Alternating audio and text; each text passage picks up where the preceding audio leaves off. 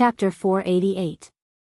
The steel cavalry tried their best to charge over and destroy the pile of debris beneath the fort, but the shadow cavalry stopped them with equal force. For this reason, they did not hesitate to send out more men than the steel cavalry to stop them. They did not hesitate to fight back with their lives. Qiu Jianhan sighed softly. Retreat. It's impossible to achieve the goal we've set. Han Sanhe won't allow this to be destroyed.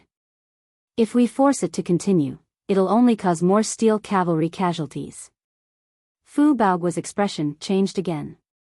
However, before Fu Baoguo could give the order, the horn sounded again. Dongxuan's troop was still the same as before, carrying the pile of debris as they charged over. After another pile, the fire rose into the sky once more. More cold water was splashed down from the top of the fort.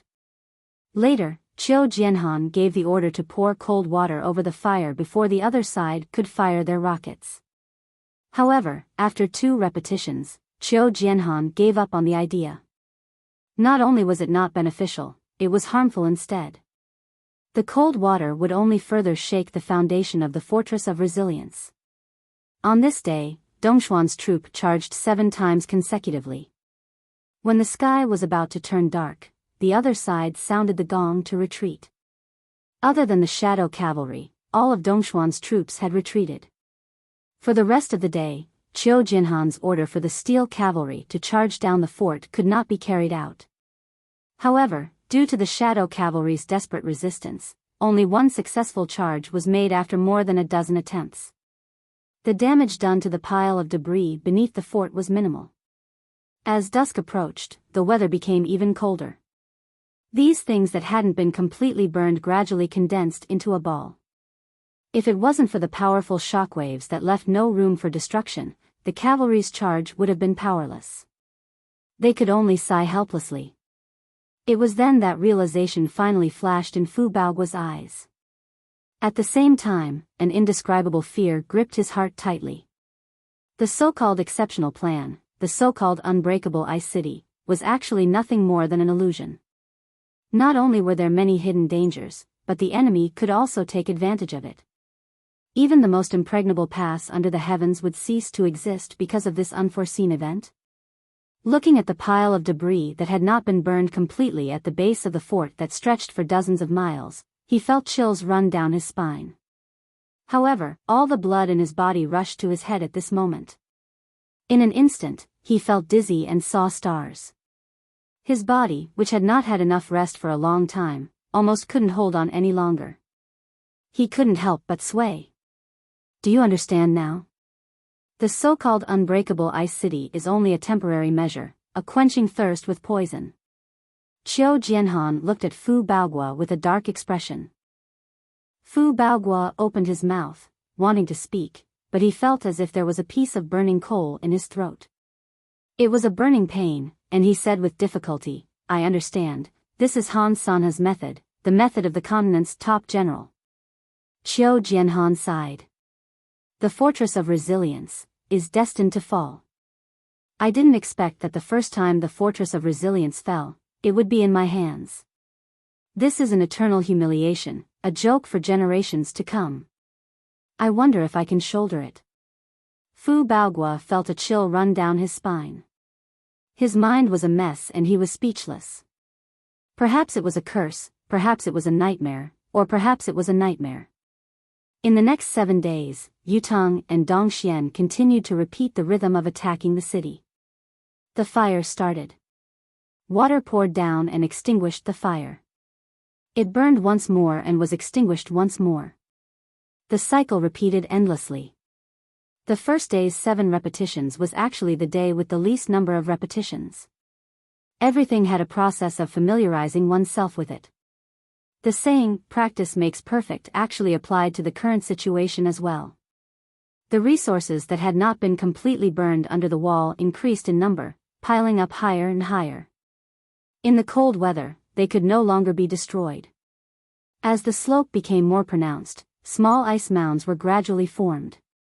Everyone on the top of the wall had come to a realization, so much so that their expressions were frighteningly grim. By now, There was no longer anyone who did not understand what Han Sanha was trying to do and what his ultimate goal was. Perhaps, the Fortress of Resilience's wall would have already been breached the day the weather turned warmer due to the repeated freezing and burning. The ice mounds formed by the accumulated materials were already enough to build a path to attack the fortress. The accumulated materials had already formed another connection between the Fortress of Resilience and the outside world. The massive manpower, the numerous soldiers, the inexhaustible resources in the surrounding mountains, in addition to the cold weather, all of these factors had helped Han Sanha's current strategy to achieve his goal. If the hole in the Fortress of Resilience had not appeared, if the damned boulder had not protruded, Han Sanha's method would not have been needed at all. Yutang would never choose to build the fortress with ice and destroy the wall itself. But now, everything had been rewritten because of that tiny flaw. If you build the fortress with ice, I'll attack with fire. When the entire fortress has turned into ice, I'll start setting fire. To prevent the fortress from collapsing, you have to extinguish the fire. If this continued, the stalemate would last until 2 to 3 months later, when the weather turned warmer, and the Fortress of Resilience would finally be breached. However, Han Sanha's plan was obviously better. Using the large amount of water that Yutang had poured down, Dong Xian had tossed over long ladders, logs, and rocks. In addition to the weather, he had turned the fortress into an ice mound that rose high above the ground. Following that, the continuous fire attack and water extinguishing process inevitably caused the ice lump to gradually expand. It became bigger and bigger, taller and taller. Given time, the tall walls of the Fortress of Resilience would be level with the ground that Han Sanha had built, turning into a smooth path for Dongxuan's shadow cavalry to attack. When that time came, the shadow cavalry would no longer have to toil. They only had to gallop as usual and they could charge up the fortress, brandishing their sabers as they pleased. When the so-called top fortress in the world had turned into a flat piece of land, how would Yutang's eastern troop deal with it? In this hopeless situation that was almost irreversible, Han Sanha had used this seemingly roundabout but actually ingenious method to completely utilize the weather and geographical advantage that did not belong to Dongxian, turning it all into a helping hand for his side. Even Yutang's men were a part of the reason for the current situation. The timing, geographical advantage, and the manpower were a perfect combination of all aspects. This was also the main reason why Han Sanha had been increasing the number of troops in the country. To achieve such a strategic goal, it would be impossible if he did not have a sufficient number of troops. Zhang Ge had been by his side all this while. Right now, he was even more impressed by his teacher. He was already extremely impressed by Han Sanha, to the point of prostrating himself before him. Now, he could only add the word even more to his admiration. If he were to ask himself honestly, he would never have thought of Han Sanha's idea even if he was beaten to death. It's about 30 feet high now. Zhang Ge was excited. I believe that it'll reach the same height as the fortress wall in a few more days. No, it doesn't have to be that high. If we take into account the horse's jumping ability, we can save at least 1 or 2 days. I didn't expect our casualties to be so little under teacher's command during this attack on the Fortress of Resilience. The so-called impregnable fortress is close at hand. Han Sanha shook his head slowly. It won't be that easy. Zhang Ge said, "Ah? Why does teacher say so? Victory is right before our eyes." The height of the pile outside the ice fortress can only reach the bottom of the wall's original gap. There's still at least 40 feet of height from the top of the fortress. It's impossible for the pile to go any higher. I've thought of what Qiu Jianhan has thought of. How could Qiu Jianhan not have thought of what I've thought of? No, I should say that Qiu Jianhan has thought of what I've thought of since the beginning, so of course he has a countermeasure, Han Sanha said. Zhang Ge thought about it seriously and said in realization, that's right. The current situation is clear. It's impossible for them to let us keep piling up until the day when it's flat. Han Sanha said, Qiu Jianhan must have prepared a large amount of kerosene. When the time comes, the kerosene and fire arrows will take away at least tens of thousands of our elites' lives. However, if we really want to take down the Fortress of Resilience, We have to pay for these sacrifices. He thought about it and said grimly, perhaps there will be more sacrifices. By then, the casualties of the war will be the worst we've ever seen in our lives. Or perhaps it will be a terrifying number that's rarely heard of in the history of war. Yutang defended passively, doing everything it could to disrupt Dongxuan's rhythm. Dongxian continued to press forward with all of its troops, slowly accomplishing its set strategic goal. Yutang, who had lost the right time, location, and manpower, had fallen into an unprecedented disadvantage. The ice hill under the fortress wall was slowly rising. What stretched out from the top to the bottom, all the way to Han Sanhe's base, was a gentle slope dozens of miles wide and long. Behind them, Dongxuan's troops had yet to stop. They began to cover the slope with sand to cover the layer of ice so that those who could tread on this path could walk more steadily. Everywhere he looked, it was a scene that shook his soul and froze his heart. Chapter 489. Seeing the drastic change in the situation, Dongxuan's morale was unprecedentedly high. Whether it was the general or the soldiers, everyone seemed to have been injected with adrenaline, howling as they charged forward. Yutang's side, on the other hand, watched everything with gritted teeth. Many of their eyes were rimmed with tears. They could only watch helplessly as the other party moved and completed their target bit by bit, gradually taking down the city that was their natural stronghold. It made every Yutang soldier feel so aggrieved that they wanted to die. The feeling was excruciating. It was even more excruciating than having one's flesh sliced by a blunt knife. Qiu Jianhan, who had long known that the Fortress of Resilience would not be able to hold on, was not completely inactive. He had evacuated all the wounded soldiers and citizens in the fort. Before the wounded soldiers left, their cries were deafening. Many of them cried and begged their comrades, "Let me stay. I don't have an arm anymore, but give me a saber and I can still drag an enemy down with me. Let me stay. I'm not leaving. Even if you kill me now and carry my body up the fort wall and pile it with stones, your father can still raise Yutang's status by half a foot." The wounded soldiers begged bitterly. However, Qiu Jianhan and Fu Baoguo were unwavering and uncompromising. There is only meaning in your lives. You are Yutang's seeds, or you can cultivate new seeds. You are nothing when you are dead. Military order, live on. No one is allowed to die, no matter what. Whoever dies will never acknowledge you as our comrade when we meet you in the underworld. Live on, because Yutang's Fortress of Resilience is still here. You are the Fortress of Resilience. The so-called indestructible fortress has never been the Fortress of Resilience itself, but the Yutang's eastern troop that is stationed here, the Eastern soldiers. Old Marshal Qiu was teary-eyed. Live on, all of you. Brothers, you must live on. Live on to see Yutang's counterattack. Live on to help us train the new recruits. Stay alive, and watch over our beautiful lands and rivers for us. Looking at the old marshal's tears, all the wounded soldiers fell silent, no longer speaking. The wounded soldiers began to evacuate in batches. They were exceptionally swift in their retreat. They had to move quickly and leave a wide path for the army to follow. This was to prevent the disabled from blocking the path and obstructing the movement of the army. Even if I can't be loyal to the country with my brothers here, I can't be a burden to the army. We still have a mission. Even if the Fortress of Resilience before us falls, there's still us, another human-shaped Fortress of Resilience. Dongxian, damned invaders. Wait for the other Fortress of Resilience. Time passed by slowly. On the 9th day, Dongxuan's strategic deployment was basically completed.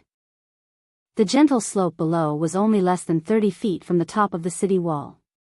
As long as a warrior had a decent foundation, he or she would be able to reach such a height easily.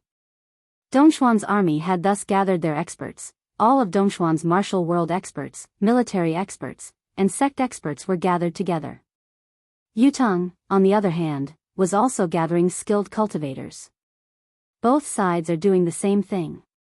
Only profound Xiuzhe could deal with profound Xiuzhe. In the current situation, Xiuzhe, who had never been welcomed on the battlefield, was unexpectedly welcomed like never before. This was the key to this battle. It was on this night that Qiu Jianhan ordered. The 500,000 barrels of kerosene that he had collected during this period of time, as well as the ones that he had ordered before the expedition, were divided into 5 waves, and the first wave was scattered. A thick layer of kerosene flowed on the gentle slope. Much of it flowed down the slope in a sticky but unstoppable manner. The entire slope that stretched for dozens of miles was already covered in kerosene. In just a moment, the pungent smell filled the air. The kerosene on the top of the fort was still being poured down. Han Sanhe looked at the sea of kerosene, his expression uncertain. He did not give the order to attack even after a long time had passed. He knew very well that this was Qiu Jianhan's last move. The real last move. Just like he had said, he could think of everything that Qiu Jianhan could think of, and so could the other party. Therefore, this situation had long been within their expectations. As long as Dongshuan's soldiers could charge through this inferno of kerosene, the fortress of resilience would be Dongshuan's. In spite of this, Han Sanhe still hesitated when it came to it. What he saw before him was no longer just kerosene that stretched for dozens of miles, but kerosene that covered dozens of miles. The entire area was filled with kerosene. Although Yutang had fallen into an unprecedented disadvantage, they would still need a relatively large-scale attack if they wanted to take down the fortress of resilience. Without tens of thousands of men, there was no threat at all.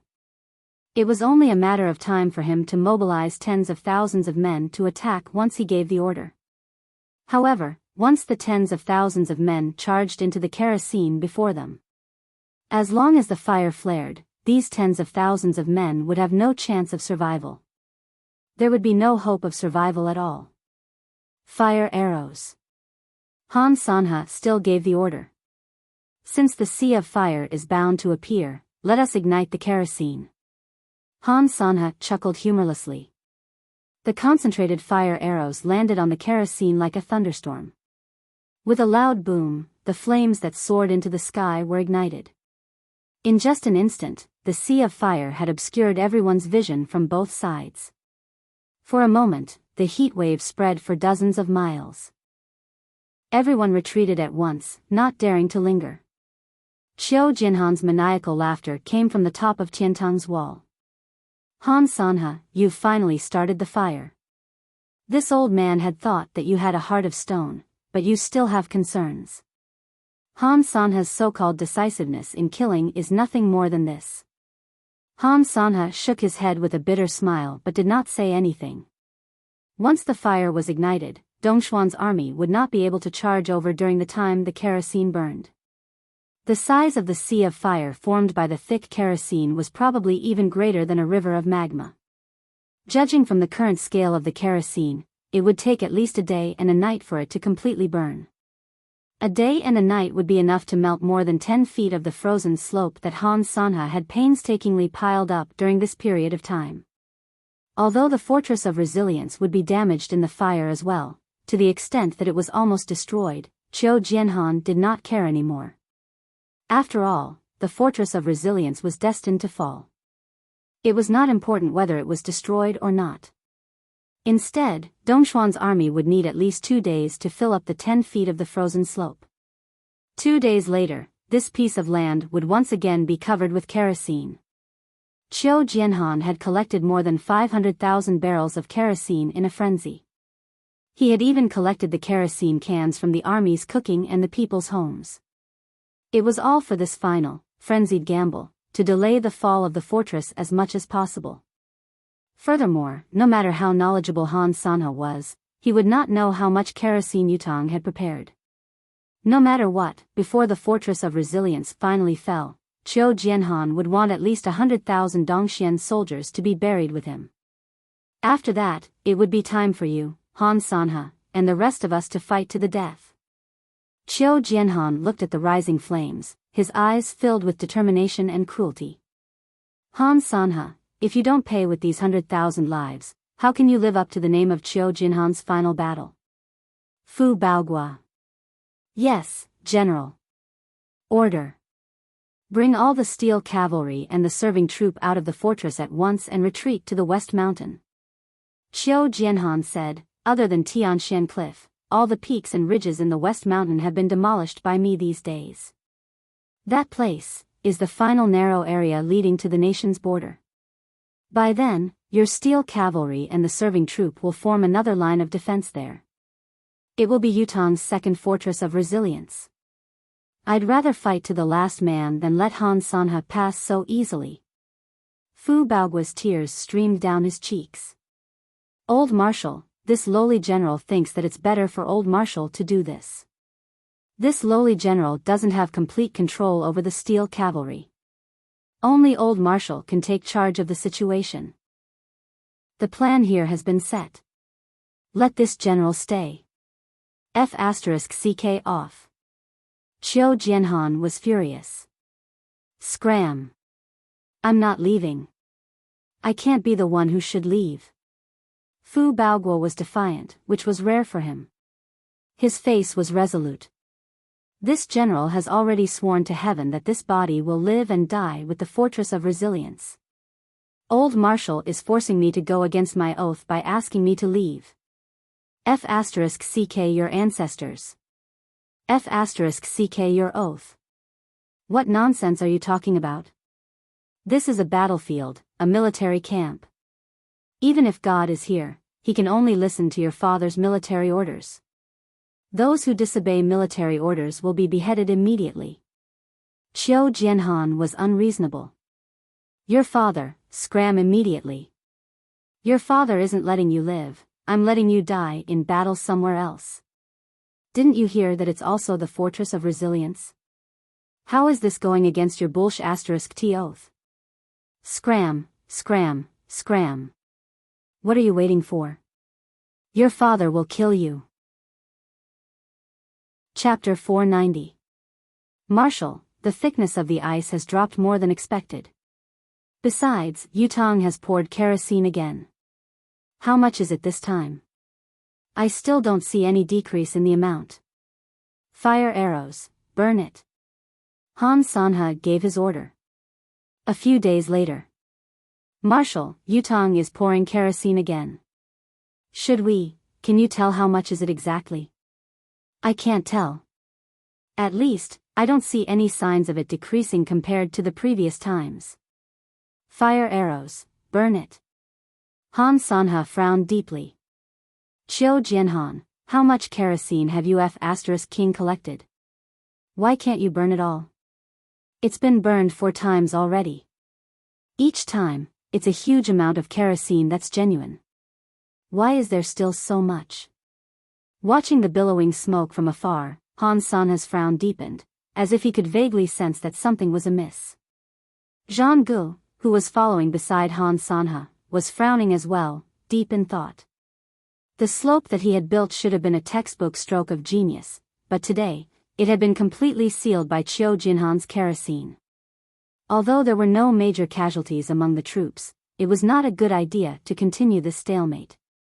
Speed was the most important factor in military affairs. Any delay would lead to changes.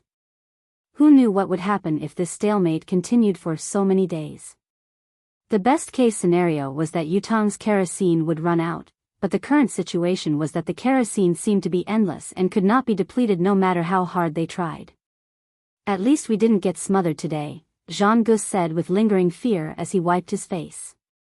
The few times the kerosene had retaliated, thick smoke billowing and engulfing Dongxuan's base. Han Sanhe and Zhang Gu, who had been observing the situation from the front lines with Han Sanhe, were utterly disheveled by the smoke. Han Sanhe was stunned when he heard that and frowned. You didn't get smothered today? He looked at the opposite side with a frown and suddenly ordered, send a few people with a higher cultivation base to take a closer look at the kerosene later.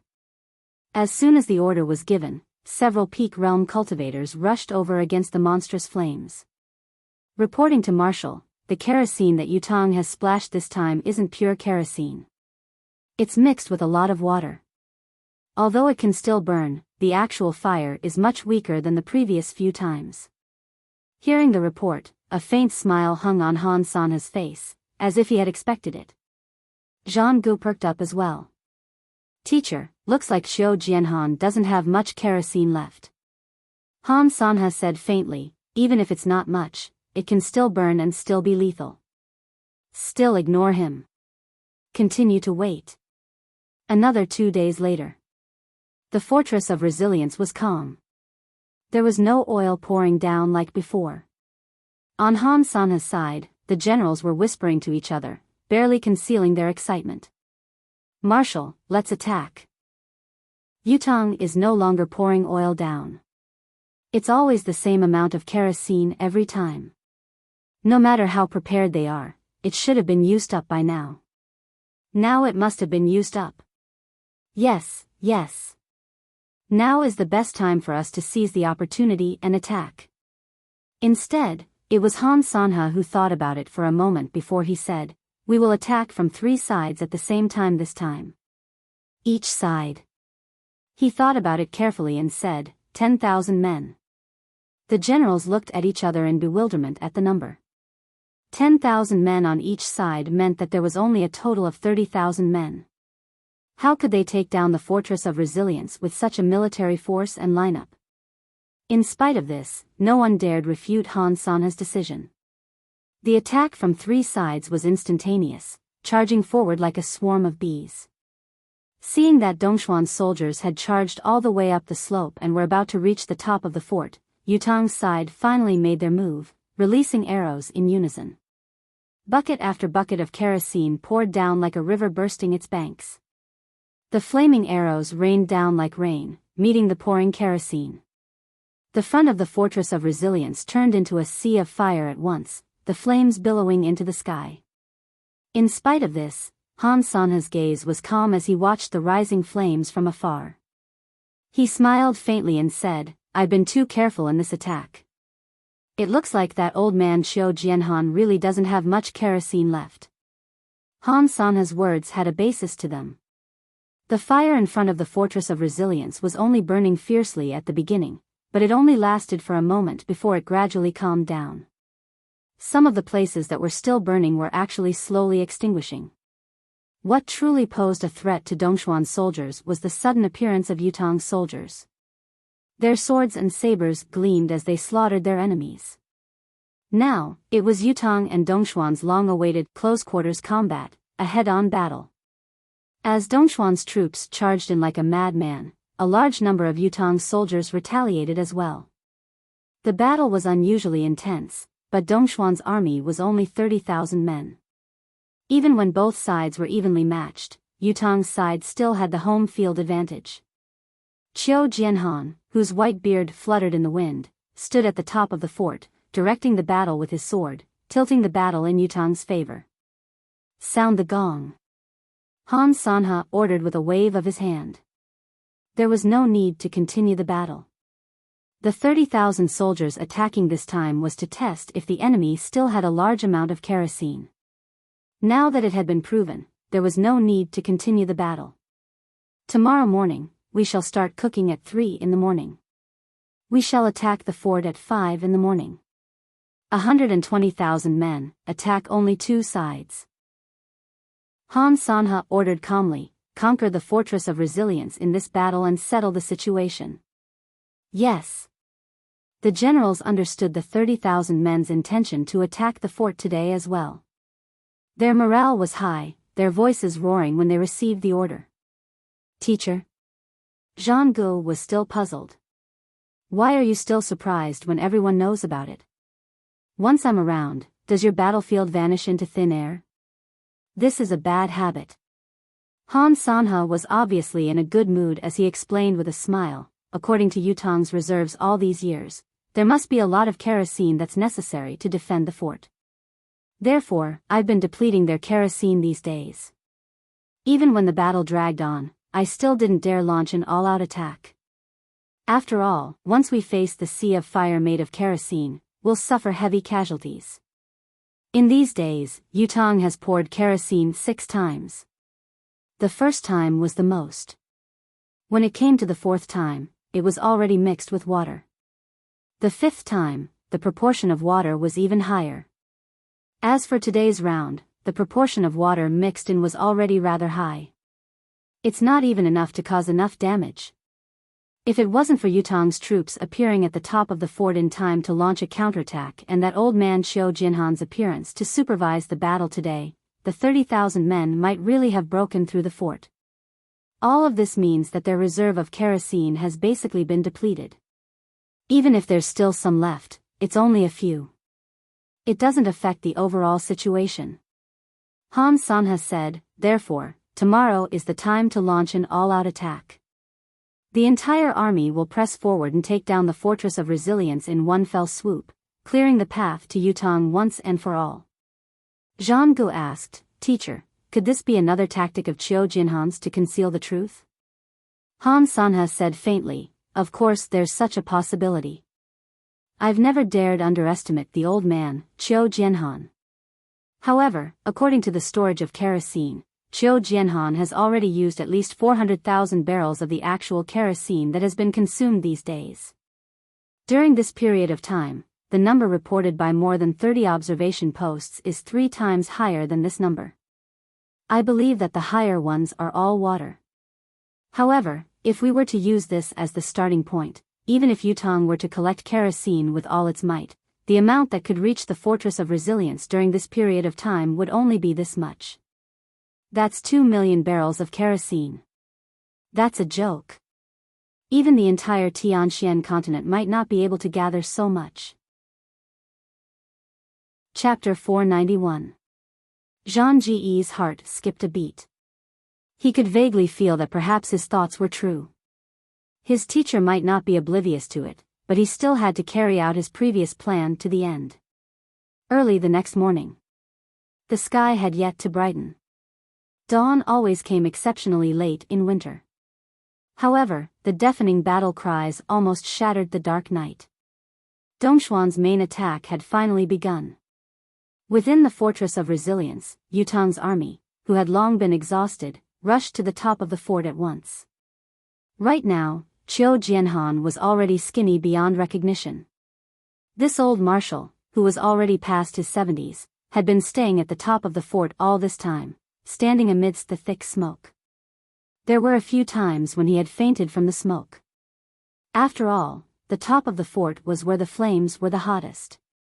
Even with a profound mystical skill to protect himself, it was still difficult for him to withstand the heat. However, he would rather be overwhelmed than take a step away from the top of the fort. How many of the enemy troops are participating in the main attack? Qiu Jinhan's voice was extremely hoarse. His eyes glowed like the wisps in the darkness. More than 100,000. Wang Dinghua had only roughly listened to the movements on the other end before he reported an accurate number. This was the military training of a veteran general. It was nothing. It's still too little. Qiu Jinhan sighed. However, this should be Han San's limit. This is the last harvest we can reap. Wang Dinghua stood straight. They will not be able to return alive. Use the rest of the kerosene for this battle. There's no need to keep any reserve. Pour it all down. Qiu Jinhan coughed violently and spat out a mouthful of phlegm tinged with blood. He said sternly, after pouring all the kerosene down, evacuate the fort quickly. According to the plan, head to the west gate for the final battle. Yes. Buckets of kerosene were poured down in an orderly manner. There were also teams of Yutong soldiers who charged down from the top of the fort amidst loud roars, charging into the sea of kerosene with their own bodies to engage the enemy in hand-to-hand combat. With the ice as a buffer, Yutong's soldiers had an advantage as well. At least for now, they could leap down the fort without fear of injury. A total of 30,000 Yutong warriors charged out like frenzied tigers, fighting the enemy to the death amidst the flowing kerosene. The mentality of these Yutong warriors was different from Dongxuan's soldiers. Dongxuan's soldiers only knew that the enemy had gone mad and that this was the last fight to the death. As long as they could defeat them, it would be victory, it would be a smooth path forward and there would be no hindrance. Yutong's soldiers, on the other hand, knew very well that from the moment they had charged down, their lives were already on the countdown. Once the kerosene under their feet was completely poured, they would ignite into a raging inferno. At that time, be it himself or the enemy, they would all turn into a pile of charcoal. At this moment, no matter if he won or lost, he would definitely die. But they were still fearless. Follow me to hell. Dongxian brats. Ha ha ha. Ever since the 30,000 Yutang warriors had leaped down from the top of the city wall, they had formed an unprecedentedly powerful troop. Wielding their sabers and spears, they launched the strongest and most extreme counterattack, suppressing Dongxuan's 100,000 men and making it difficult for them to advance any further. Marshal, Yutang's troop has jumped down from the Fortress of Resilience to fight. How many of them have come? They are coming aggressively.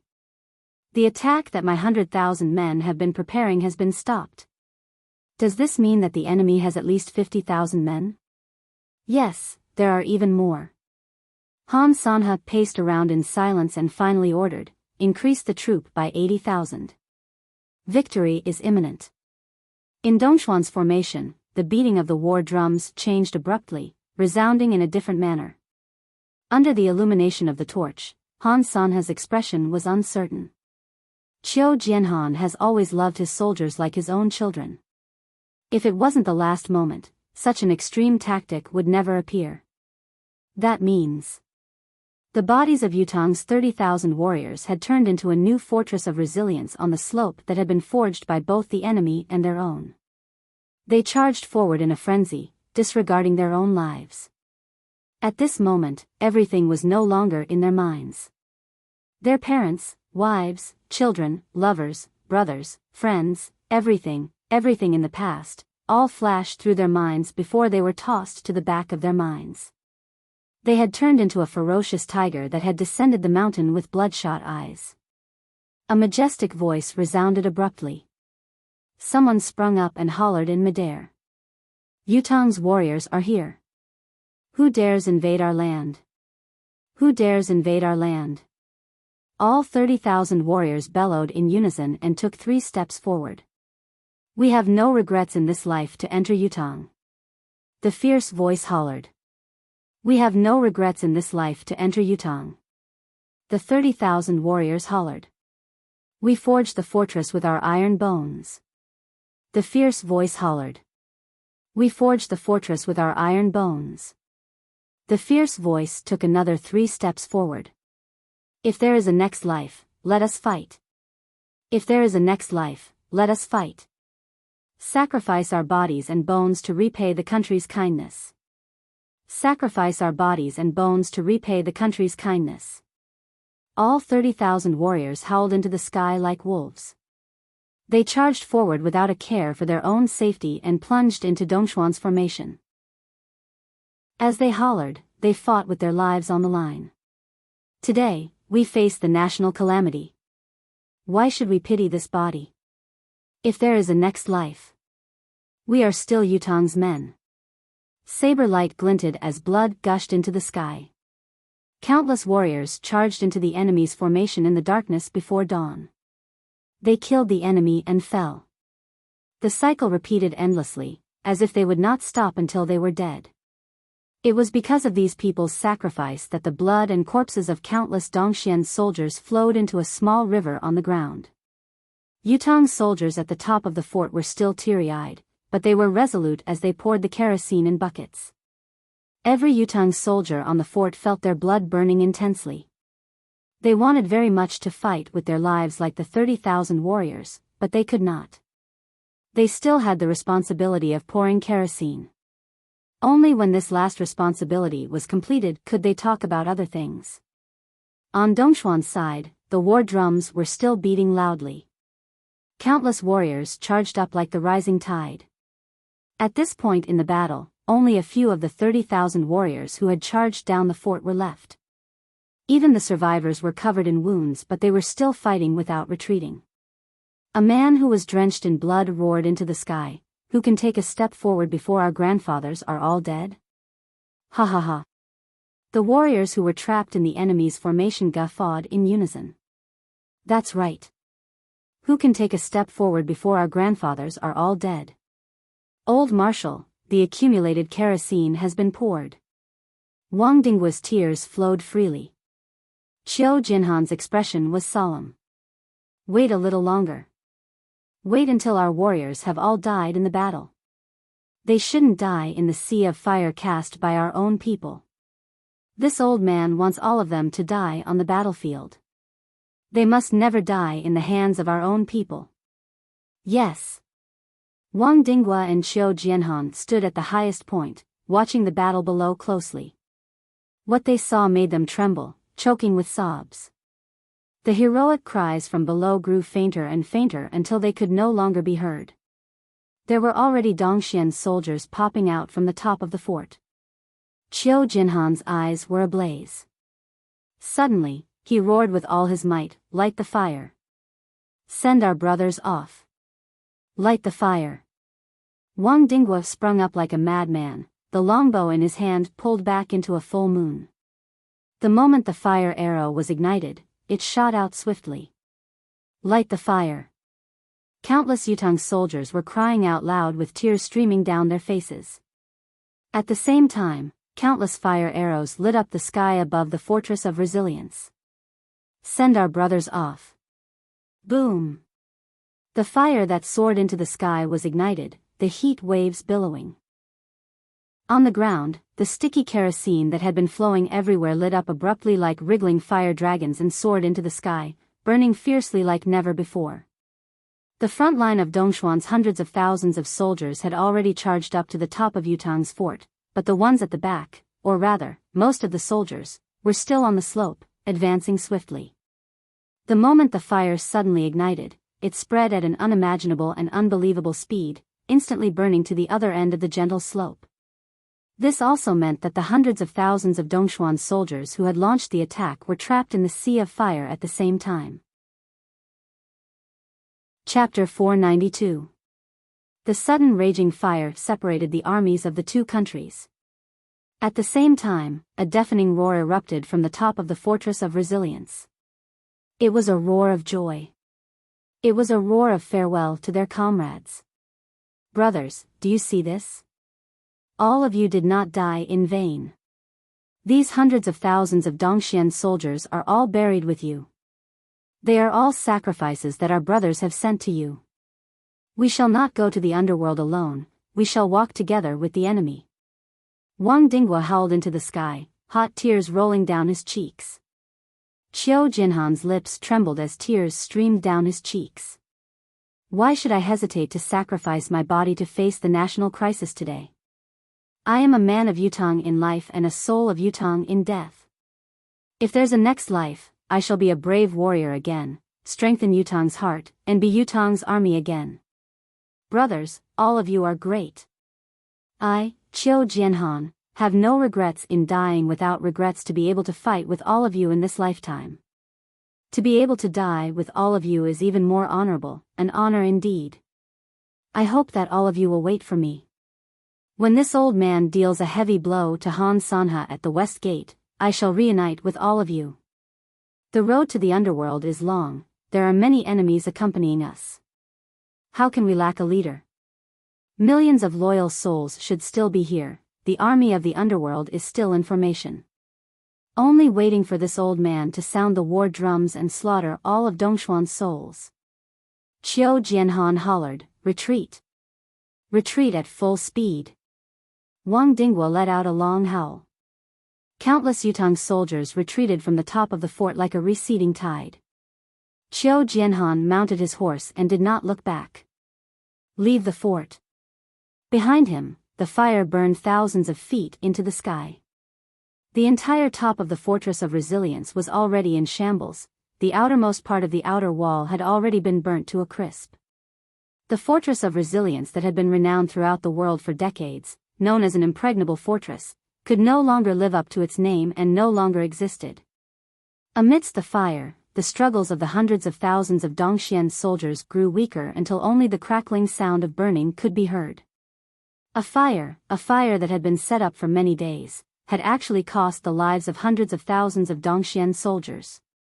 On the other side, Yutang's soldiers retreated from the top of the wall at a frightening speed, one after the other, like specters. In an extremely short time, the fortress of resilience was empty. It was like an empty city. Qiu Jianhan led the last 50,000 men out of the city in a single file. There were so many of them, but they did not make any noise at all. Even the fluttering flags were neat and tidy, without the slightest bit of disorder. Many soldiers carried a military flag, their heads held high and their chests puffed out. However, there was no one else beside him. There should have been a few hundred or even a few thousand people under the flag, but now there was only one person left. He carried the tattered flag with his head held high and chest puffed out. It was as if his brothers had never left. They were still in the formation, accompanying him as he marched silently. He was still here, the flag was still here. How could the brothers who stood under this flag not be here? This kind of military flag could be seen everywhere among the troops leaving the city. A soldier, holding the military flag high, was clearly bleeding from his chest, and his injuries were severe. In spite of this, he continued to march forward with his head held high, his chest puffed out, as if he did not feel anything. The brothers beside him wanted to help out of goodwill, but they were glared at by the soldier. "My brother, I am the only one who can carry our banner. Only I can carry it. It means that there are still people in our formation. We don't need help." The sound of footsteps and hooves rang in the empty fortress of resilience, eliciting echoes. It was as if there were millions of Yutang's loyal souls marching out of the fortress in a neat formation, waiting for the moment of a battle to the death. Looking at the fire that had suddenly erupted in front of him, Han Sanha's face flushed as a gush of blood rushed to his head, causing him to feel dizzy. Spat. Han Sanha spat out a mouthful of blood, his eyes glaring as he said, "Qiu Jianhan, how vicious you are." No one, including Han Sanha, had expected that the 30,000 Yutang warriors who had charged down the fort and launched a counterattack at the last moment was actually Qiu Jianhan's plan to lure the enemy, to seize the opportunity to attack. He had used tens of thousands of Yutang's loyal souls as bait, as an opportunity to allow Dongxuan's troops to attack without worry, but in the end, he had lost 180,000 Dongxian elites. Even Han Sanha could not have expected such a move. Like Zhang Gu, Han Sanha had also considered that Qiu Jianhan might have hidden a certain amount of kerosene in case of an emergency, but he had never expected that Qiu Jianhan, who was known to love his soldiers like his own children, would actually go to such extremes and break convention. Zhang Gu, who was watching from the side, felt a chill run down his spine as he watched the tragic scene. If he were in Qiu Jianhan's shoes, he would never have used such a desperate tactic. Tens of thousands of his men were still fighting with their lives on the line, while the rear was pouring kerosene endlessly. With a big fire, the enemy and his comrades were all turned into ashes. The plan was ruthless and merciless. Just like what Han Sanha had said, it was truly vicious. This is the most resolute Qiu Jianhan has ever been since he became a marshal. Han Sanha spat out a mouthful of blood, his face pale and defeated, but his agitated emotions had already calmed down. He said softly as he wiped away the blood at the corner of his mouth with his sleeve. Right now, there was only solemn respect in his eyes, there was no resentment at all. "I've always thought that Qiu Jianhan is inferior to me when it comes to military strategy. The reason is because he's less ruthless than I am. Less ruthless and merciless. I never thought that it would be Qiu Jianhan who taught me a lesson at the last moment. This old man is ashamed." Han Sanha closed his eyes softly. It's not that Qiu Jianhan isn't ruthless, it's not that he can't be hateful. It's just that no one has ever been able to force him to this extent. Call a truce for now, retreat. Han Sanha ordered, "When the fire dies down, the fortress of resilience will be ours." Since Qiu Jianhan has made such an arrangement, it means that he no longer cares about the fortress of resilience. We, on the other hand, have to prepare for Qiu Jianhan's duel of life and death the moment we exit the fortress of resilience. Yin Yang was burning with anxiety. He was less than 300 miles away from the fortress of resilience now. It was difficult for him to advance any further. The current time limit was already a few days past the time he had agreed on with the village youths. In fact, he had been trapped here for a few days already. In front of the mountain, there were thousands of corpses strewn all over the place. There were more than 100 superb cultivators lying in ambush on the mountain, each of them an expert among experts. Anyone who passed by would be intercepted and killed.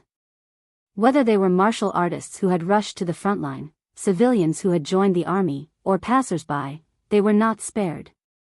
It was better to kill 1,000 innocents than to let a single person off. Yin Yang had tried to take a detour from another direction several times, but he was intercepted without exception. His injuries had healed now. Other than feeling slightly weak, he was fine. However, even with his Heaven Realm cultivation base, he could not make it through. He had even been injured a few times and was almost killed in the forest.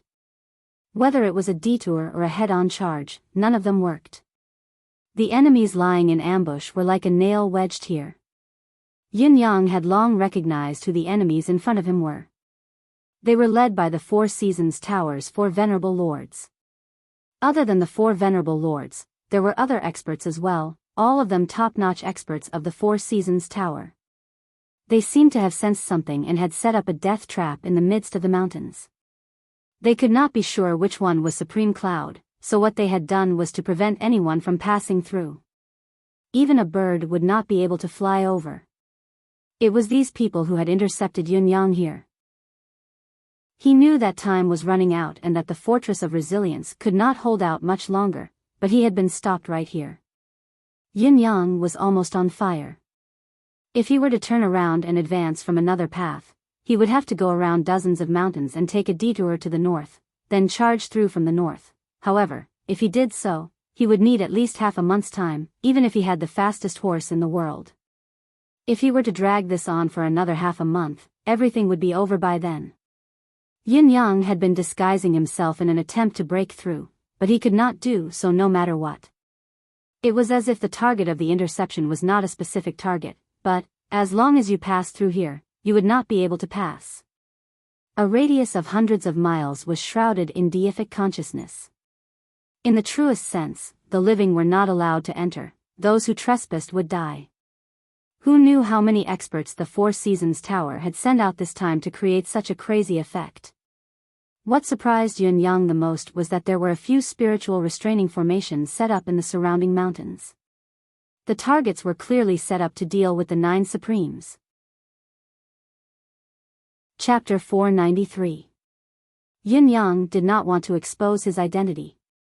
After discovering the spiritual restraining formation, he left his horse aside and attempted to break through the barrier alone. However, despite repeated attempts, he could not break through. In spite of this, the Four Seasons Tower's men were shocked. They did not know where this blood-stained fellow had come from. His movements were strange and unpredictable. A slight misstep would cause them to suffer. It was fortunate that this fellow's cultivation base was slightly weaker. Otherwise, they would not have been able to stop him. Out of options, Yin Yang made up his mind and retreated dozens of miles back. He turned into a righteous one and resumed his disguise as the capital city's young Master Yun. Yin Yang, the young Marquis of Heavenly Clouds, rushing to the Fortress of Resilience as reinforcements. He had planned to keep his identity a secret because Yin Yang was worried that his identity would be restored when he went over. However, if he went over and his 9 Supremes' abilities were suddenly restored when the situation was critical, Supreme Cloud's sudden arrival at the Fortress of Resilience would be an unexpected visit. However, the number of experts who had gone over during this period of time was very limited. With a little thought, he could confirm that this young Master Yin Yang was Supreme Cloud. Then, he would have no secrets to speak of with the Four Seasons Tower. However, Yin Yang was anxious after failing to cross the barrier multiple times, so he did not care anymore. He would think about the future when it came. He might not be able to restore the 9 Supremes' abilities immediately. No matter what, he had to cross the barrier first. Yin Yang, who had reverted to his previous appearance, was dressed in purple, his hair tied up with a purple jade crown. His face was as bright as the moon, his eyes long and brows long, his hair fluttering in the wind. A long saber hung from his waist and a magnificent crimson horse galloped along the way. Young Master Yun was like a jade and his horse was like a dragon. Reddy galloped all the way, jumping 100 feet in a single leap.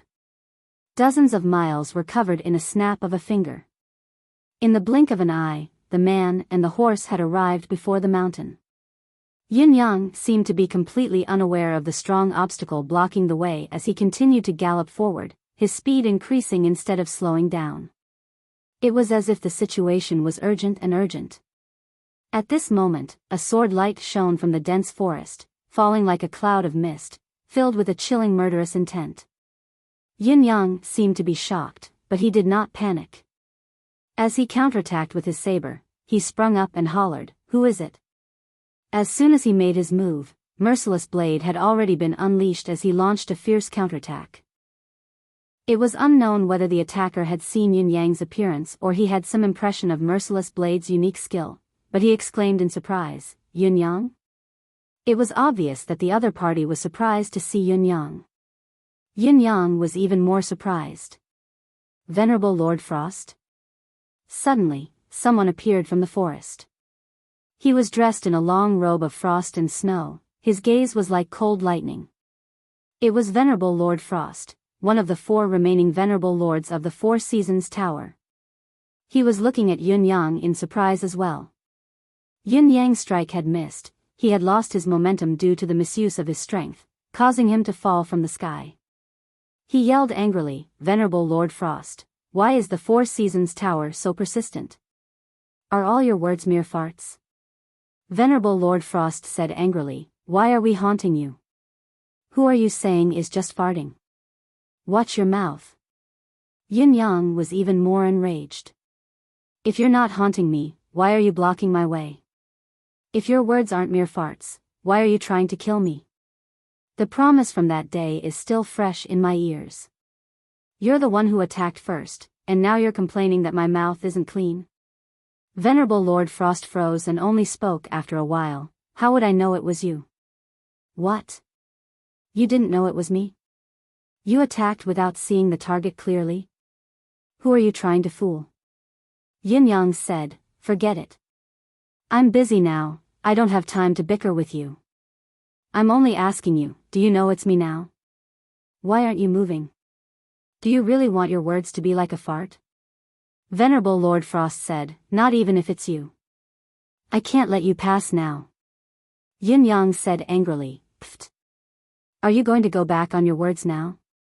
Did the 4 Venerables really mean what they said? Tell me, what do you want to do to me? You're strong after all. No matter what you want to do, I can only accept it." Venerable Lord Frost looked embarrassed as he mumbled to defend himself, "I didn't say I want to do anything to you. I just can't let you pass. This has to be done. It's not that we intentionally broke the promise. That's all." Yin Yang snorted coldly, looking like he was suppressing his anger as he said in a low voice, "Venerable Lord Frost, we've met once, haven't we? I've saved Venerable Lord Sword's life that day in exchange for the promise between us. It's not just a one-sided promise from the Four Seasons Tower. You've broken the promise and blocked my way. Shouldn't you at least explain to me what's going on?" Venerable Lord Frost said coldly, "I'm merely following orders to seal off this road. Anyone who's alive on this road heading towards the northeast is to be intercepted. There are no exceptions, trespassers shall die. The fact that you're still alive is already due to the fate of that fateful day. Be content with what you have." Yin Yang sighed helplessly and said, All right, all right. The Four Seasons Tower has always been domineering, sealing the road as you wish. Blocking my way is still giving me face. Can't I be content with what I have? However, I still want to ask you something.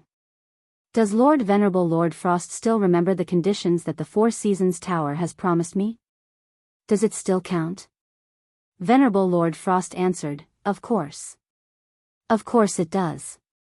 Otherwise, you'd be a dead man by now. Yin Yang said angrily, It's good that it counts. I remember one of the conditions saying that we'll all mind our own business from now on. The Four Seasons Tower, in particular, is not to look for trouble with me on your own accord. Is that not what it says?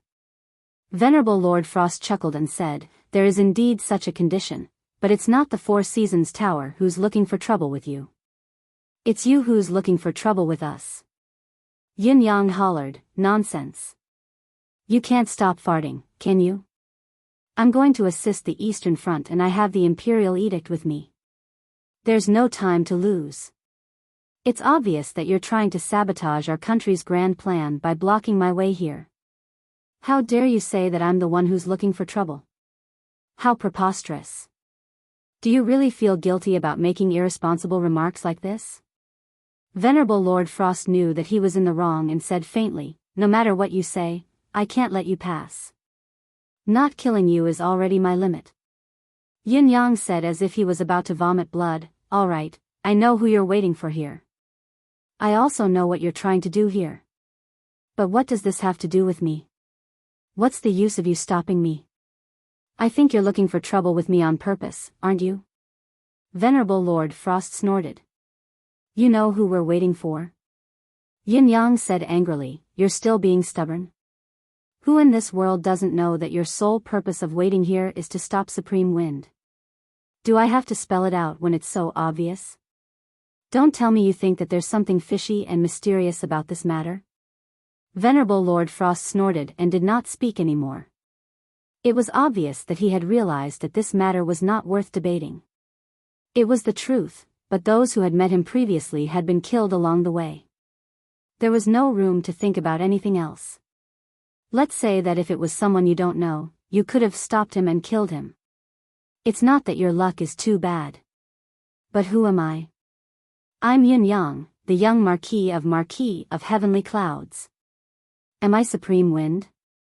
I have no intention of spoiling your plans, nor have I provoked you, especially when we've had many dealings, but you still want to do this? Isn't that too unfair? Let's put it this way. I'll only ask you one thing, am I Lord Supreme Wind? Am I the target of your ambush? Yin Yang's face was earnest and sincere. Nonsense. Venerable Lord Frost rolled his eyes and said angrily, "Your words are as good as fart." Yin Yang spat blood and said, "Answer my question.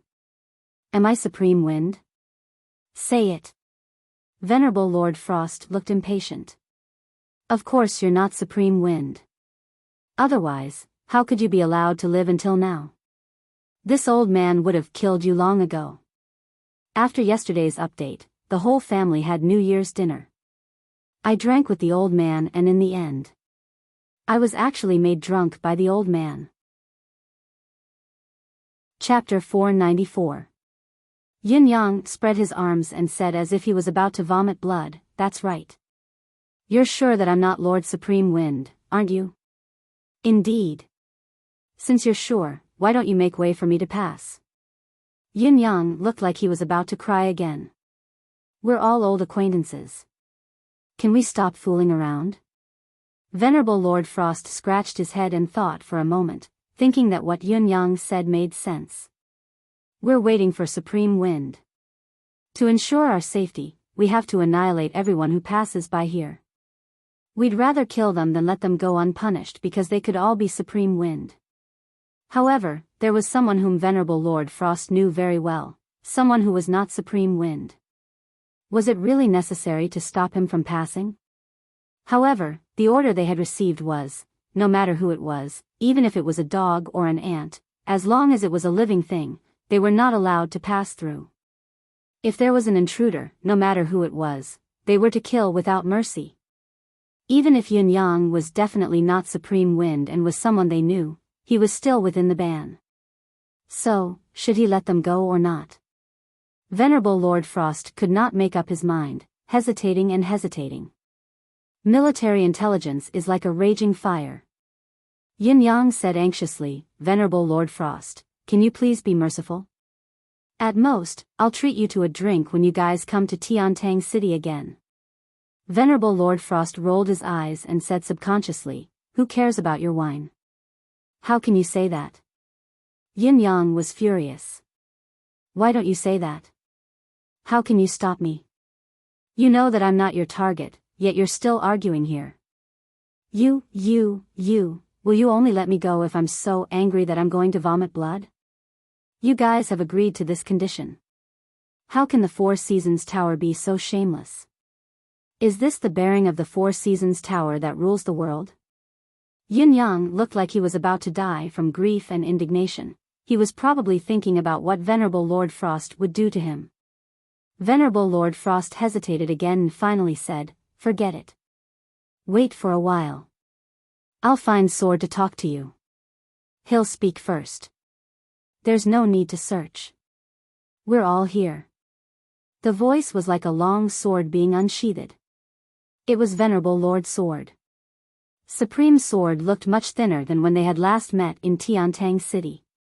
At the same time, he looked much more somber as well. The man's gaze towards Yin Yang was exceptionally unfriendly. Of course, there was a reason for this man's attitude towards Yin Yang. He had been inflicted with Yin Yang's blood coagulation poison, which had caused his body to be crippled to a certain extent. Any man would not be friendly towards anyone related to this matter. Beside Venerable Lord Sword, there were Venerable Lord Snow, Venerable Lord Ice, and another 5 to 6 people whom Yin Yang did not know. All of them had hidden their abilities well and their cultivation base was incredibly high. There was no doubt that they were the Four Seasons Tower's top experts. Venerable Lord Sword is here too. Nice to meet you. Yin Yang said angrily, "The Four Seasons Tower is so heartless and goes back on your words. How can you stand in the martial world?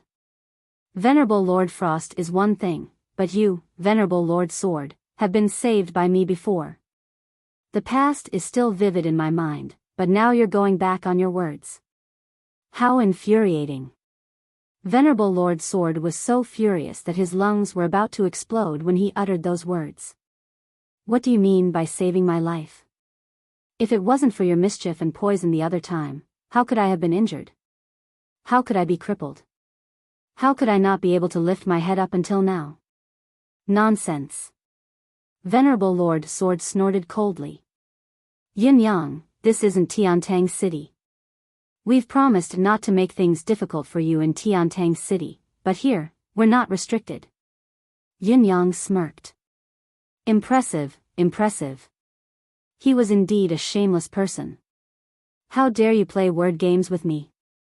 Venerable Lord Sword, you really shouldn't be hanging around in the martial world. You should be an official in the imperial court. Who knows if what you're saying is real or just bullsh*t. To think that such shameless words could come out of Venerable Lord Sword's mouth in such a dignified manner.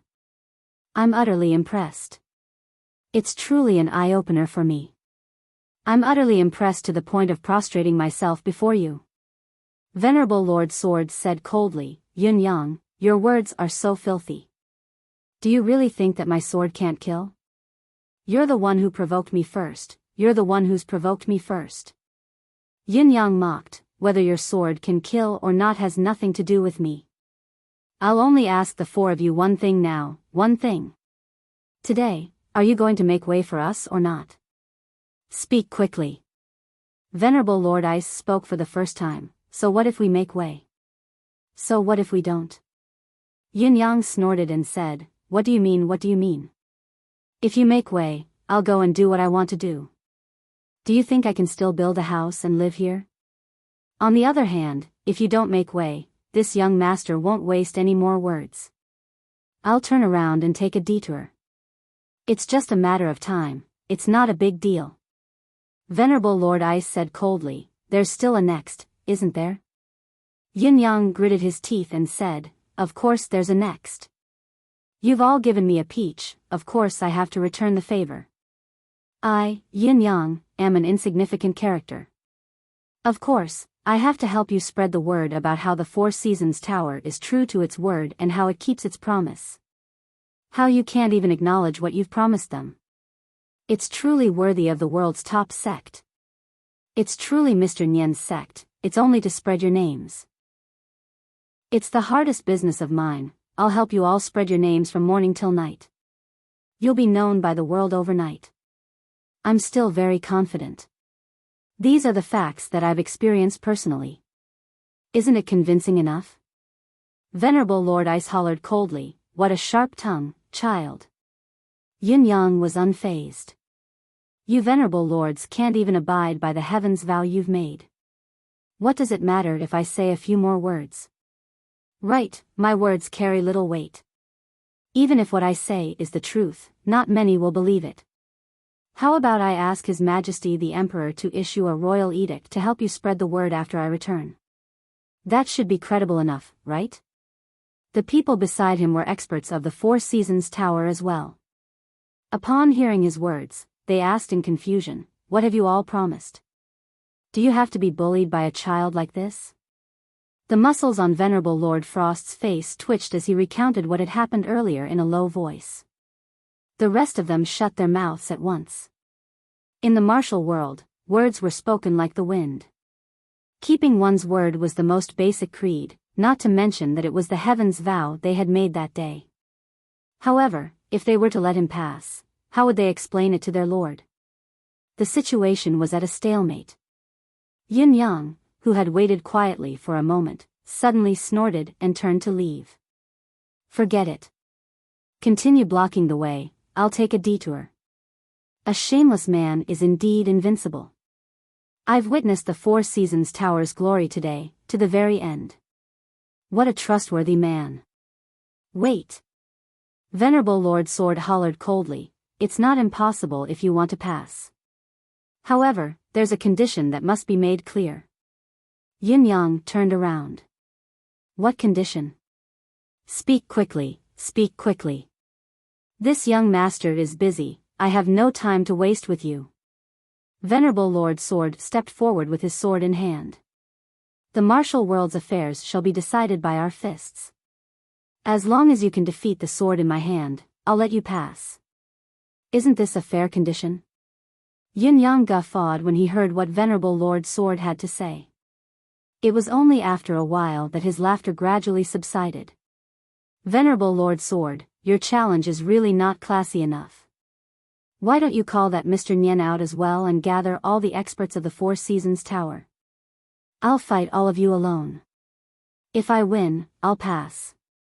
Isn't that even better?" The Four Seasons Tower's experts were flushed, speechless for a moment. "Venerable Lord Sword, senior expert, can you still be so shameless?" Yin Yang spat and squinted at Venerable Lord Sword, speaking in a sarcastic tone, "Venerable Lord Sword, you're also a reputable figure in the world. How dare you say that you want to challenge me, a mere 18.5 years old? What a heroic move, what a heroic bearing. If I win, I'll be able to go over. What a generous condition." Venerable Lord Sword's pale face flushed crimson. Yin Yang's tongue was as sharp as a knife, each word cutting into one's heart. "If I can defeat you, Venerable Lord Sword, I'll just fight my way through. Is there a need to waste so much time talking to you?" Yin Yang was still jabbering incessantly, "All right, all right, all right, you're not giving way, are you? Not giving way, are you? I'll ask again, not giving way, are you? Fine, I'll go. I'll leave now, goodbye." He turned to leave after he said that. With a whistle, Reddy galloped over from afar. Yin Yang leaped onto the horse and muttered to himself, "Pfft. Top expert of the top sect? You know we're not acquaintances, yet you're doing this and that. You don't even want a little bit of shamelessness. What's there for your father to say? Your father won't entertain you anymore. Go. Wait." Venerable Lord Snow frowned for a long time before he finally waved his hand. "Young Master Yun, you don't have to scold us like this. We'll let you pass. However, after today, we don't owe each other anymore." Chapter 495. Yin Yang snorted, but his expression was unforgiving as he said, "What are you talking about? What are you talking about? Whatever the initial promise is, it's what it is. What right do you have to let me go and we don't owe each other anything? I won't agree to it, anyone with a brain wouldn't agree to it. I really don't know if you're too smart or too stupid to actually come up with such a ridiculous argument. If you really want to be punished by heaven, continue to agree to the idea that we don't owe each other anything, see how heavens will judges it. What's the saying? Good and evil will always be reincarnated, who will heaven spare? The Four Seasons Tower is so domineering, maybe heaven's punishment won't be directed at you. Why don't you try it? The four venerable ones were so angry that one Buddha was born and two Buddhas were in nirvana. The order we received was that the living were not to enter and those who trespassed would die. Not only did we not kill you, we even let you pass. This is already a great favor, all right? It's enough to sever the previous karma. Yet, this child was still so unforgiving. He really did not know what was good for him. However, the four venerable lords could not do anything to him. Back then, he had indeed made this promise. If he was willing to return the favor unilaterally, it was only his own business. If the other party didn't agree to it, then it wouldn't be over. He had his own reasons and freedom, and there was no way to argue about this. What do you think? I'm right, aren't I? At the end of the day, you all owe me. Even if you let me pass, you still owe me. Farewell. Yin Yang continued to grumble as he mounted his horse with an indignant expression. With a whistle, he galloped away. The sound of the horse's hooves was like a storm as it traveled far away, galloping towards the direction of the Fortress of Resilience. The Four Seasons Tower's men looked at each other, feeling fortunate that their stomachs had yet to explode. Those experts who had never been to Tiantang City were glaring at Venerable Lord Sword and the other three Venerable Lords with angry eyes. For Venerable Lords, what is going on today? Can you be any more ridiculous? That's right, we've been scolded for no reason at all, but we can't even talk back. This has really broadened our horizons. Why did you guys make such a vow when you had nothing better to do? Do you have nothing better to do? Today is really frustrating. I've never been so frustrated in my entire life. It's just a kid who's still wet behind the ears. This is really infuriating. This is the first time in my life that I've swallowed my anger and humiliation, and it's because of a junior. Everyone expressed their dissatisfaction, very, very dissatisfaction. You have no idea. Venerable Lord Snow heaved a long sigh. There was a reason for it back then. Our lives were hanging by a thread. We had no choice but to compromise. Sigh, if it wasn't for the lives of our brothers, who would be willing to do this? Do you think we're willing to do this today? Venerable Lord Frost held his breath and said, I have to say, this kid is really a weirdo. He's obviously from a noble family, the heir of a royal family, yet he won't let go of someone else's weakness.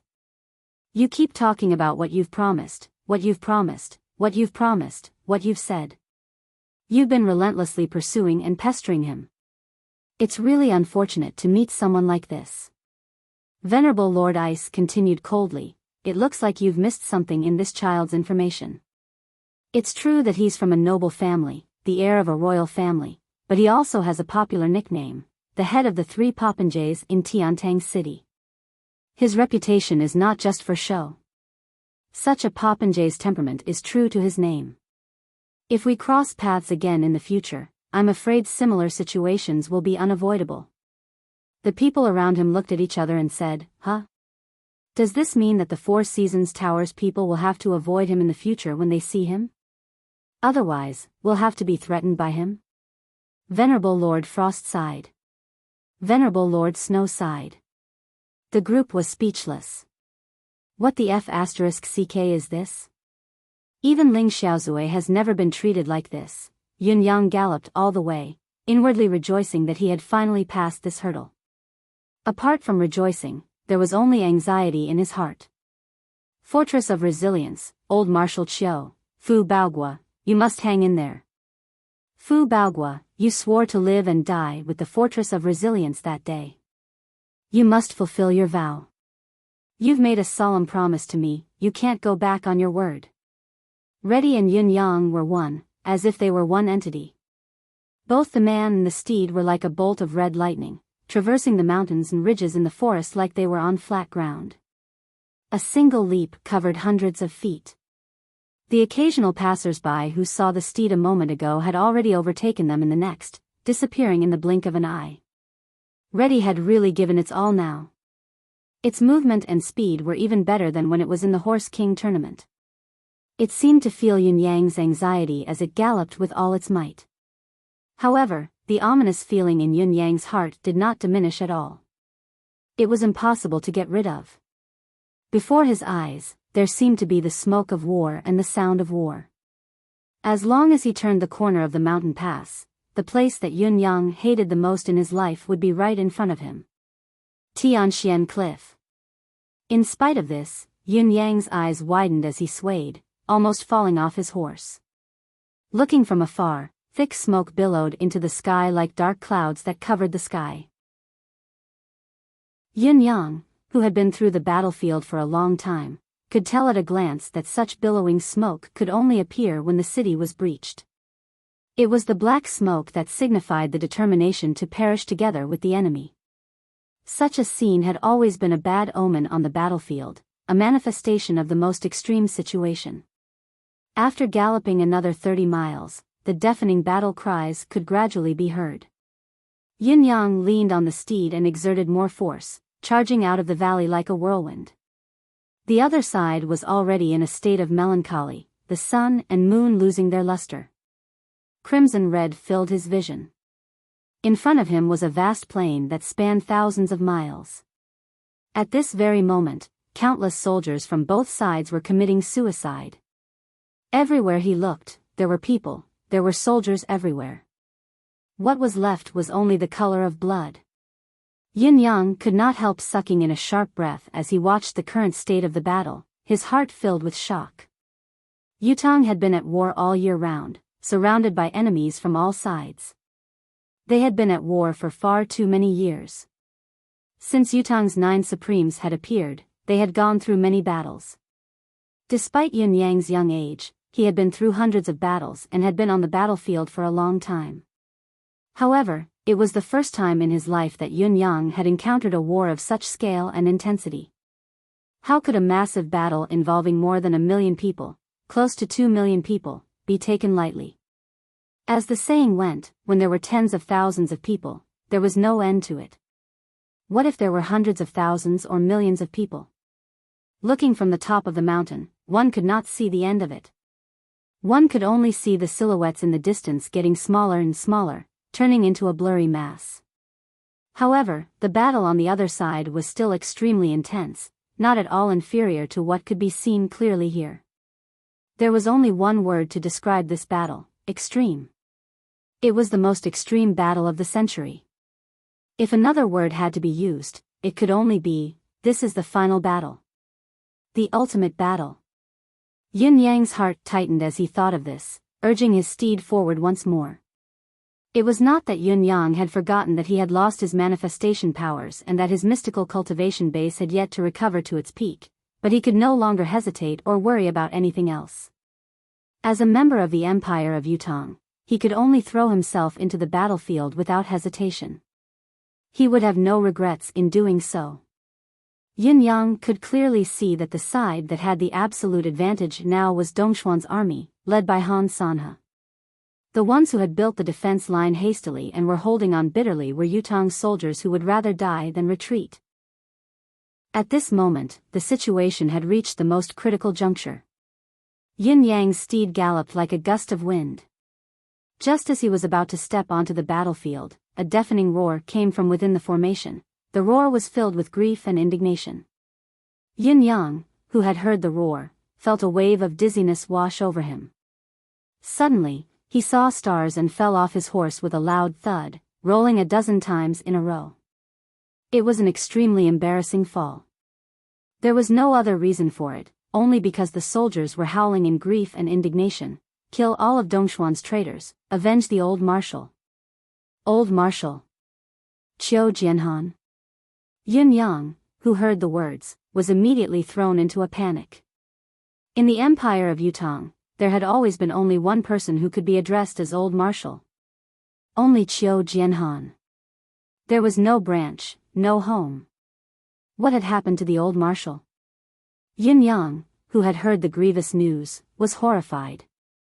He felt as if his soul had flown out of his body, stumbling 2 steps on the ground before he regained his consciousness. If Yun Yang had already entered the battlefield, this moment of absent-mindedness would have been enough for him to die 17 or 18 times over. Despite the shock, Yun Yang still held on to a sliver of hope. Leaping onto his steed, he charged towards the army without a care in the world. He only had one thought now, to charge over as fast as he could and ask about the situation on the other side of the formation, hoping that the old marshal was blessed with good fortune and had survived the mishap. Although there was still no news of Emmy, there was still a great chance that he could save the old marshal's life with his endless divine art.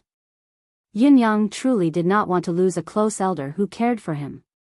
Yun Yang knew that he would not be able to withstand the repeated deaths. Get out of the way. Yun Yang, who had entered the battlefield, did not hesitate at all, activating his Heaven Realm cultivation base. Those who came close to him were either flung away with internal injuries or killed on the spot. The King of Horses, ready, seemed to feel Yun Yang's urgency as well. Its already swift speed was raised to another level as it charged forward. The man and the horse were like a miniature fortress as they charged forward. For a moment, no one could stop them. It only took a moment for Yun Yang to advance more than 5,000 feet. On the other side of the formation, Fu Baogua's silhouette entered Yun Yang's sight. This Yutang's marshal, who was closely related to Yun Yang, was standing in the wooden bucket on the flagpole, shouting with all his might. As he commanded the battle, he deflected the rain of arrows with the long sword in his hand. There was another person beside him. Yun Yang was surprised to see that it was Fang Mafei, who was wielding the sword in his hand to protect Fu Baogua as he sent precise orders. Fu Baogua seemed to have lost his mind. Commanding the battle from such a conspicuous position was no different from seeking death. If it were not for Fang Mafei's protection, he would have become a human-shaped porcupine long ago. However, Yun Yang could no longer care about Fu Baogua's current condition. He, who had already charged into the battlefield, needed to change his strategy. He could no longer charge forward with his powerful mystical qi cultivation base. What he had done earlier was indeed invincible, but the consumption was too high and it was not conducive to a protracted battle. Yun Yang charged into the thousands of soldiers and horses. Suddenly, he extended his arm and snatched the long saber from a Dongxian general's hand. With a wave of the saber, a dozen Dongxian soldiers around him fell to the ground with agonized cries. Actually, Yun Yang had wanted to use weapons right from the start. If he had Heaven's Blade as a supplement, he could have easily charged into the battlefield and killed more enemies. However, Heaven's Blade was missing just like Emmy, making it difficult for him to participate in this battle. The red horse continued to gallop forward at an extremely fast speed without stopping. Far away, a troop of soldiers was surrounded by a large number of Dongxian soldiers. They were charging forward like mad tigers, but they could not break through Dongxuan's heavy siege. Dongxuan's soldiers were surrounding them from all directions, trying their best to devour Yutang's soldiers. On the other side, Yutang's cavalry was also charging forward like a madman, but they were forcefully intercepted by Dongxuan's shadow cavalry, who were fearless of death. If one were to say that the previous battle situation was already exceptionally tragic, then the current level of devastation was actually 2 levels higher. Save the old marshal. Avenge the old marshal. Charge over. Fu Baogua hollered like a thunderbolt in the clear sky, charge. Charge over. You must help me get the old marshal out. Yun Yang was overjoyed, knowing that old Marshal Qiu Jianhan was still alive at this moment. It was not too late. Don't be late, wait for me to rush over. Thinking about it, Yun Yang subconsciously diverted at least 30% of his attention to the commotion over there. There was a faint white silhouette circling rapidly, charging forward. Wherever the white silhouette passed, Dongxuan's soldiers fell in batches and batches. There was no one who could withstand the white silhouette. Wherever the silhouette passed, blood splattered like it was free. In spite of this, the space he had just cleared was instantly filled with Dongxuan's troops once again. It was Bai Shue, by Yishue, who was already one of the world's pinnacle experts. It was obvious that the old marshal was still alive because of Bai Yishue's protection. If it were not for such a strong support, the old marshal would have long passed away. In spite of Bai Yishue's unparalleled prowess, unstoppable on the battlefield and able to take on an army of 1,000, it was still impossible for him to bring the old marshal out safely. Bai Yishue! Yun Yang roared when he saw the situation. Bai Yishue had been fighting for a long time and was about to reach his limit. If his mystical qi was depleted to its limit, he would not be able to escape death even with his profound cultivation base. Yet, when he heard the roar, he was energized as he hollered, "Young master! I'm here!" The sword light, which had been gradually dimming and converging, suddenly surged and soared into the sky. Then, a sword light fell from the sky, directly killing all the enemies within a radius of 10 feet. However, this moment of glory was still unable to intimidate the enemies, and in a moment, they were drowned by the tide of people. This gap was enough for Yun Yang to ascertain his direction. With another roar, he waved the saber in his hand and hollered, "Those who stand in my way shall die." Clamping his legs on the horse's abdomen, Reddy let out a long neigh and charged out like a ray of red light along with its horse. Before the red light was the saber energy of the saber that had also turned into a cold gleam. Leveraging on the horse's momentum, the man charged into the steel cavalry's formation in no time at all. The steel cavalry was engaged in an intense battle with the shadow cavalry when they heard the sound of a horn behind them. It was an order to split up and make way for them. Before the men could snap out of their daze and make way, they heard a loud roar, "Brothers in front, out of the way." The roar carried a sense of authority. Those who heard it could not help but turn their bodies sideways and move their horses' heads. Almost at the same time, the long neigh of a warhorse rang out. It was unimaginably sonorous and sonorous. Then, he saw a red blur flash past him at high speed. With a whoosh, it had already charged out of the front of his steel cavalry formation, crashing into the shadow cavalry formation on the other side. Then there was a sudden crash, and all he could see was the shadow cavalry on the other side falling over. Streams of blood spurted upwards, and their heads rolled all over the ground like a watermelon cart that had been overturned. In the blink of an eye, hundreds of the shadow cavalry had fallen. A straight path of blood and corpses appeared before their eyes. On both sides, there were many shadow cavalry, all of them looking shocked as they stared at their hands in disbelief. Their sabers and spears, no matter what weapons they were no longer in their hands. The only thing they felt was a jolt in their hands. Before they could even see the other party's shadow, their weapons had flown out of their hands.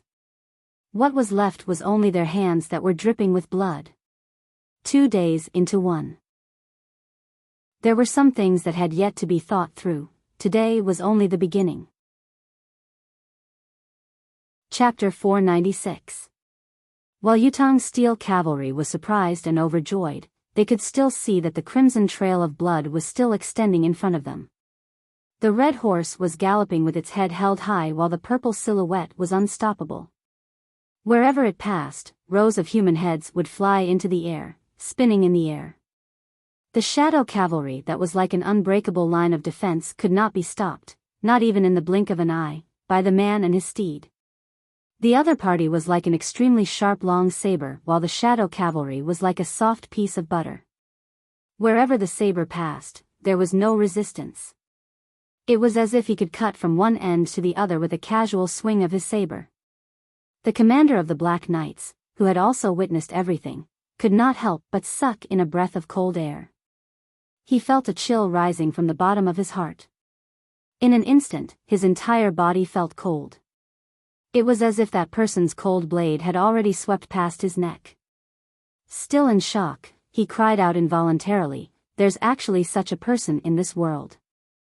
Who is this person?" The group looked at each other, speechless. No one answered. No matter how knowledgeable one was, they could not connect this person who had broken through so forcefully with a certain someone in their memory, not to mention that this was not the impression that the person had given the public. The only thing the shadow cavalry knew was that they had seen a purple silhouette riding on a red steed, sweeping past them.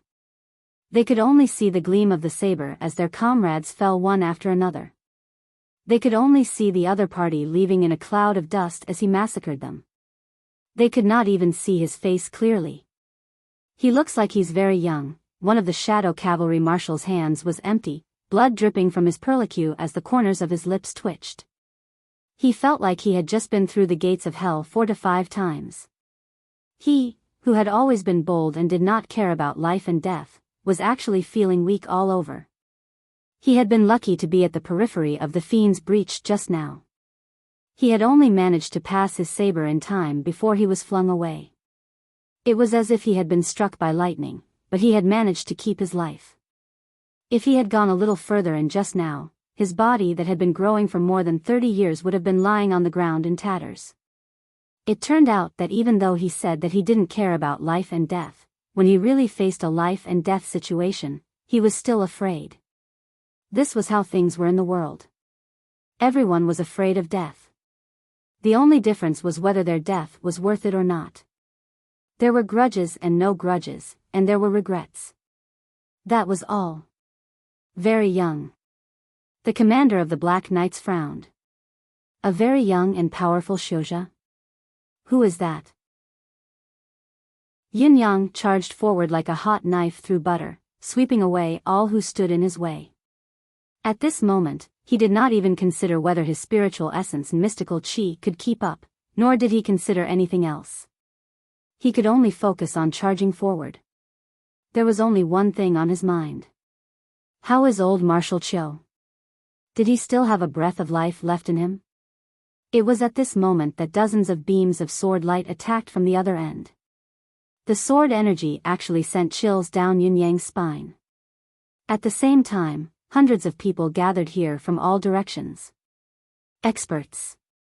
Yin Yang understood immediately. The old marshal had Bai Yishue, a pinnacle expert of this world, protecting and assisting him, but he still could not break out of the encirclement and was in a precarious situation. It was obvious that Dong Xian had gathered a large number of experts as well.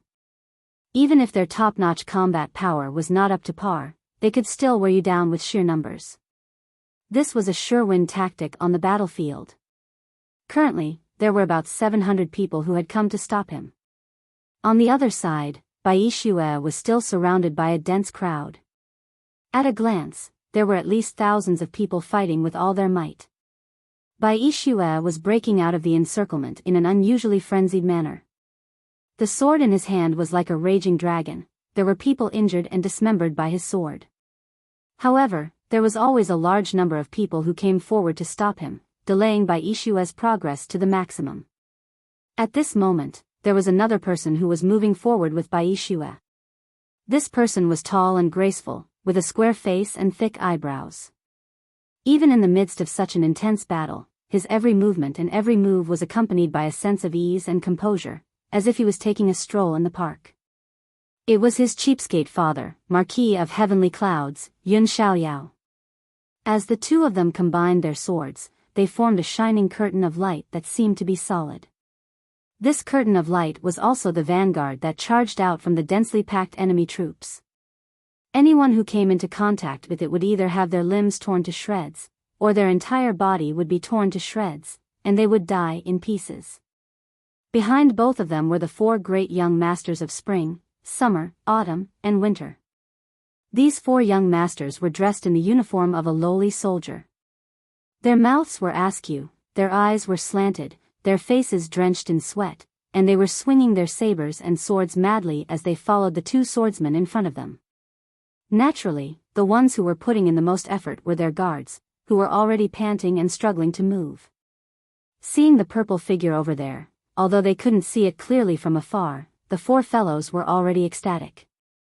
They shouted in unison, "Boss! Boss help ah." Before their words echoed in the air, they were already stopped by a delicate reprimand. "What are you shouting for? How embarrassing. You're all men asking for help, and you're from spring, summer, autumn, and winter." The 4 young masters were speechless, their faces filled with grievance. Ever since they were forcefully pulled into the military, they had been struggling with life and death every day. They had had enough of such days. They even had to ask for leave to take a piss or fart. Was this the life of a human? Now that it was a matter of life and death, what's wrong with me shouting for help? What's wrong with that? What's wrong with me wanting to ask? However, looking at Ji Lingxi and Yu Rolan's icy, disdainful gazes, no one dared to ask the question.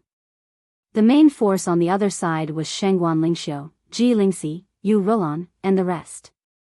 The three ladies led the experts and valiant generals of the Shengguan family of generals, mustering their remaining strength to fight the enemy as they advanced. At this moment, seeing the purple-robed silhouette coming from afar, the three women's eyes lit up.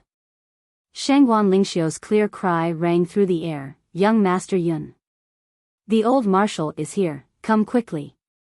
Yu Rolan and Ji Lingxi did not forget to roll their eyes in the midst of their battle. Humph, so affectionate. She glared at the purple silhouette who was cutting through the waves and gritted her teeth, thinking, this bastard actually appeared at this time. I'll deal with you when we get out of here. In the middle of the group were the Shengguan clan's private army and several thousand iron cavalry soldiers. They were in an orderly formation, and this group was led by the iron cavalry's commander, Wang Dinghua. All of these soldiers had grief and indignation on their faces, and their bodies were covered with wounds. Every single one of them was drenched in blood. Other than that, there was no other color. There was only crimson on them, their own blood, the blood of their comrades, and the blood of their enemies. Before Yun Yang arrived, he would never have thought that so many of his acquaintances would be gathered here. No, it should be said that most of his acquaintances from the eastern border were here. Thinking of this, Yun Yang's thoughts grew heavier. In all fairness, the high-end forces on his side were already so strong that it made one's hair stand on end. Excluding himself, there were still Bai Yishue, Fang Mafei, and Yun Xiaoyao, the three Heaven Realm experts, the four noble young masters who had benefited from Yun Yang's spiritual medicine and their guards. Each of them had an extraordinary cultivation base and could be considered the cream of the crop. Although Ji Lingxi and Yu Rolan's cultivation base had yet to reach the Heaven Realm, they were already close to the perfection of the Peak Realm. Even if Shengguan Lingxiu and the Shengguan family's private army had a slightly weaker cultivation base, they were still battle-hardened gods of death. Their lethality was not lacking. In addition, there were famed marshals like Qiu Jianhan and Fu Baoguo watching over them. Their combined ability could not be said to be weak, it could even be extremely strong. In spite of this, the current situation was still so dire. One could only imagine how strong the forces on Han Sanhe's side were. It was definitely not something that could be achieved by merely having a superior military force. The martial world experts that could not be seen must be a terrifying number as well. Yin Yang focused his gaze and saw that in the middle of Yutang's breakout troop, everyone was protecting a black carriage with all their might. The small carriage was unusually eye-catching, swaying in the midst of the enemy's camp like a small boat that could capsize at any time in a raging sea, bobbing up and down amidst the endless waves. The Dongxian troops around the carriage were in a frenzy. They were like hungry wolves that had seen fresh meat, charging forward without a care for their own lives. Even when they knew that they would be facing the sharp sabers and swords of several experts, they were fearless in the face of death. Once a batch died, another batch would take its place, and there would only be more of them than before. Even more ferocious. Furthermore, there were countless arrows coming from all directions, and they were pouring down on him without a moment's pause. Wherever the carriage went, the sky would be blanketed by arrows. They were densely packed, endless, and endless. They were just arrows, but they had created the feeling of a surging river that flowed endlessly. One could imagine how ferocious and densely packed the incoming arrows were. Other than that, there were many Dongxian experts who appeared anytime and anywhere under the cover of the troops, causing a considerable amount of damage. Almost every few moments, there would be dozens or even hundreds of experts charging towards the black carriage with their lives on the line. Amidst Dongxuan's formation, the horns were blaring incessantly. It was in order to urge the soldiers to charge forward and kill the enemy. Amidst such a frenzied attack, he still had to issue the order to urge them on. It was evident how determined Han Sanha was to capture the person in the black carriage and not give up. Who was in the carriage? The question had long been answered, there was no need to answer it. Other than Qiu Jianhan, there was probably no one else in this world who could garner such attention from Han Sanha.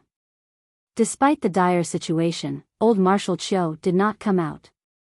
He was in the carriage. If he still had the slightest bit of strength left, he would not be so silent. Countless Dongxian soldiers and Dongxian generals were shouting with all their might. Capture Qiu Jianhan alive, 1 million taels of gold, thousands of acres of fertile land, and be made a marquis of 10,000 households. Those who behead Qiu Jianhan will be awarded 1 million taels of gold, and be made a marquis of 10,000 households. Those who have sacrificed themselves in this battle will be compensated tenfold. Their children will be sent to school until they grow up, the military will subsidize them, their third generation will be exempted from taxes, crimes, and military service.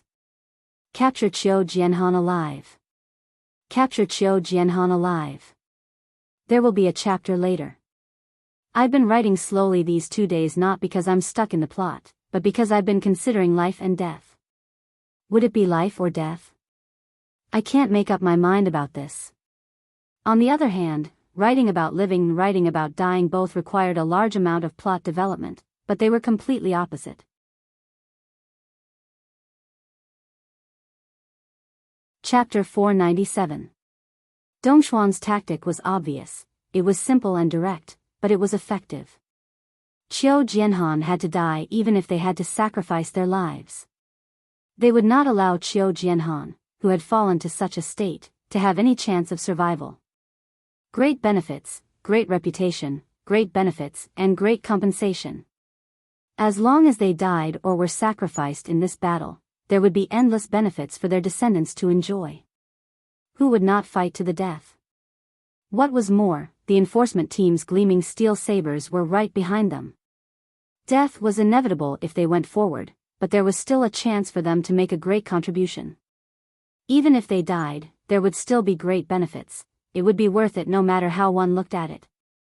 On the other hand, if they hesitated and took half a step back, they would be charged with treason.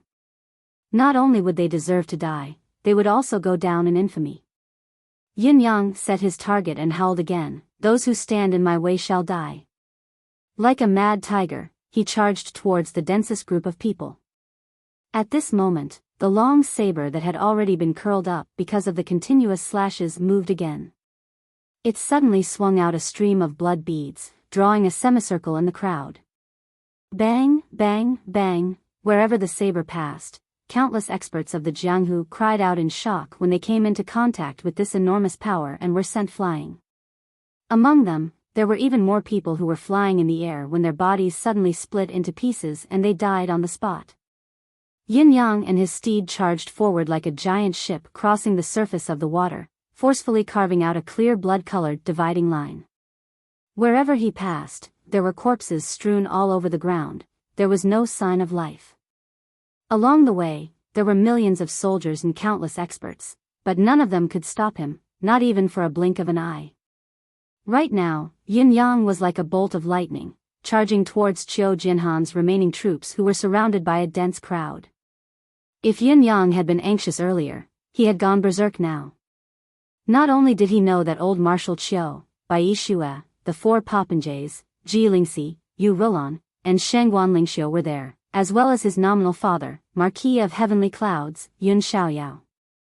Not only did Yin Yang not want to lose old Marshal Qiu, all of these people were his closest friends and family. He could not lose them, he could not lose them. Moreover, the other party's attacks were so crazy that the other side was like a small boat in a raging sea that could capsize at any time. Therefore, Yin Yang's combat power was off the charts at this moment. He was like a god of death who had descended into the world, unrivaled. On the other side, Zhang Gu, who was also commanding the battle from a high vantage point, naturally noticed the anomaly on the battlefield at the first instant. It was the terrifying figure that had split his army apart like a bolt of lightning. Zhang Gu was Han Sanha's disciple, the heir to his legacy. Naturally, he was well versed in the art of war. He could sense that something was amiss at once.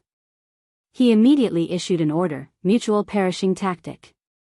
Broken jade tactic. Deal with the purple-clothed man with the same method you used against the white-clothed man. Yutong's Eastern Army had their own price tag. Qiu Jianhan was naturally at the top, followed by Fu Baogua and Bai Yixue. Initially, it was because of Bai Yixue's past. He was the culprit who had caused Han Sanhe to be pursued and obstructed during his return journey. Now that they had met again, Han Sanhe was more cautious and more intent to kill. However, when they actually met, Dongxuan's ace cultivators had swiftly reported that it was better not to provoke this person if possible. This person's ability had greatly exceeded their knowledge. Normal tactics were meaningless against him; they would only be sending their lives to their graves. Han Sanhe had re-evaluated Bai Yixue because of this, even ordering them to relax their attacks on this person. It was fine even if they let him escape unscathed. After all, Bai Yixue was not a high-ranking member of Yutong's military. It would be futile even if he was let go. In spite of this, Bai Yixue had stayed by Qiu Jianhan's side to protect him, never leaving him, like a shadow. It could be said that to kill Qiu Jianhan, one had to kill Bai Yixue first. After a series of twists and turns, the final conclusion was that Bai Yixue had to be killed. No matter how difficult it was to kill him, he had to be killed. In fact, if old Marshal Qiu's remaining troops did not have Bai Yixue's support, they would have collapsed a long time ago. It was also because of this that Bai Yixue had attracted more than half of Dongxuan's ace combat power. Although he had killed countless men, he had also exhausted himself to the point of exhaustion. Right now, he could only maintain the combination of swords with Yun Xiaoyao to maintain the last line of defense. Yin Yang's sudden emergence had replaced Bai Yixue and attracted Zhang Jiyi's attention. Zhang Gu was a famous general in the battlefield, but his knowledge of the differences between cultivation experts was limited. He had overestimated Yun Yang by placing him on the same level as Bai Yixue. In spite of this, Yun Yang's ferocious demeanor of killing gods was much more ferocious than Bai Yixue. At least, in terms of aura, Bai Yixue paled in comparison to this young Master Yun. In spite of this, this was indeed Zhang Jiyi's heartfelt wish. There must not be another white-clothed reaper, nor could he be allowed to meet with Qiu Jianhan's remaining troops. He must be killed before both parties converged. Push the war drums again, put in more effort. End this battle as soon as possible. I want to see Qiu Jianhan's head. Zhang Gu shouted excitedly. He did not notice the strange expression that flitted across Han Sanhe's face, who was resting not far behind him. It was as if he was sighing, as if he was lamenting. Following Zhang Jiyi's command, all the bugles in Dongxuan's army rang loudly at the same time. It was only a moment's difference before all the war drums began to beat loudly as well. It was rapid and relentless, as if they were going to keep blowing and beating like this. At that moment, the entire battlefield was like a massive mythical beast that had been awakened by the series of noises. Its heart pounded violently, causing the blood in its body to burn fiercely. The eyes of Dongxuan's troops were suddenly bloodshot. Perishing together. It's perishing together again. A Dongxian general stood straight on the back of a galloping horse and howled into the sky, his voice shrill and heroic. Perishing together. Are they activating the perishing together again? Countless Dongxian soldiers who had been enlightened seemed to have turned into frenzied beasts, unleashing their ferocity in unison. At this moment, all thoughts of retreat, death, glory, everything was wiped away by the war drums. The deafening bugles were sounding the call of death, or perhaps it was the Grim Reaper's sonata.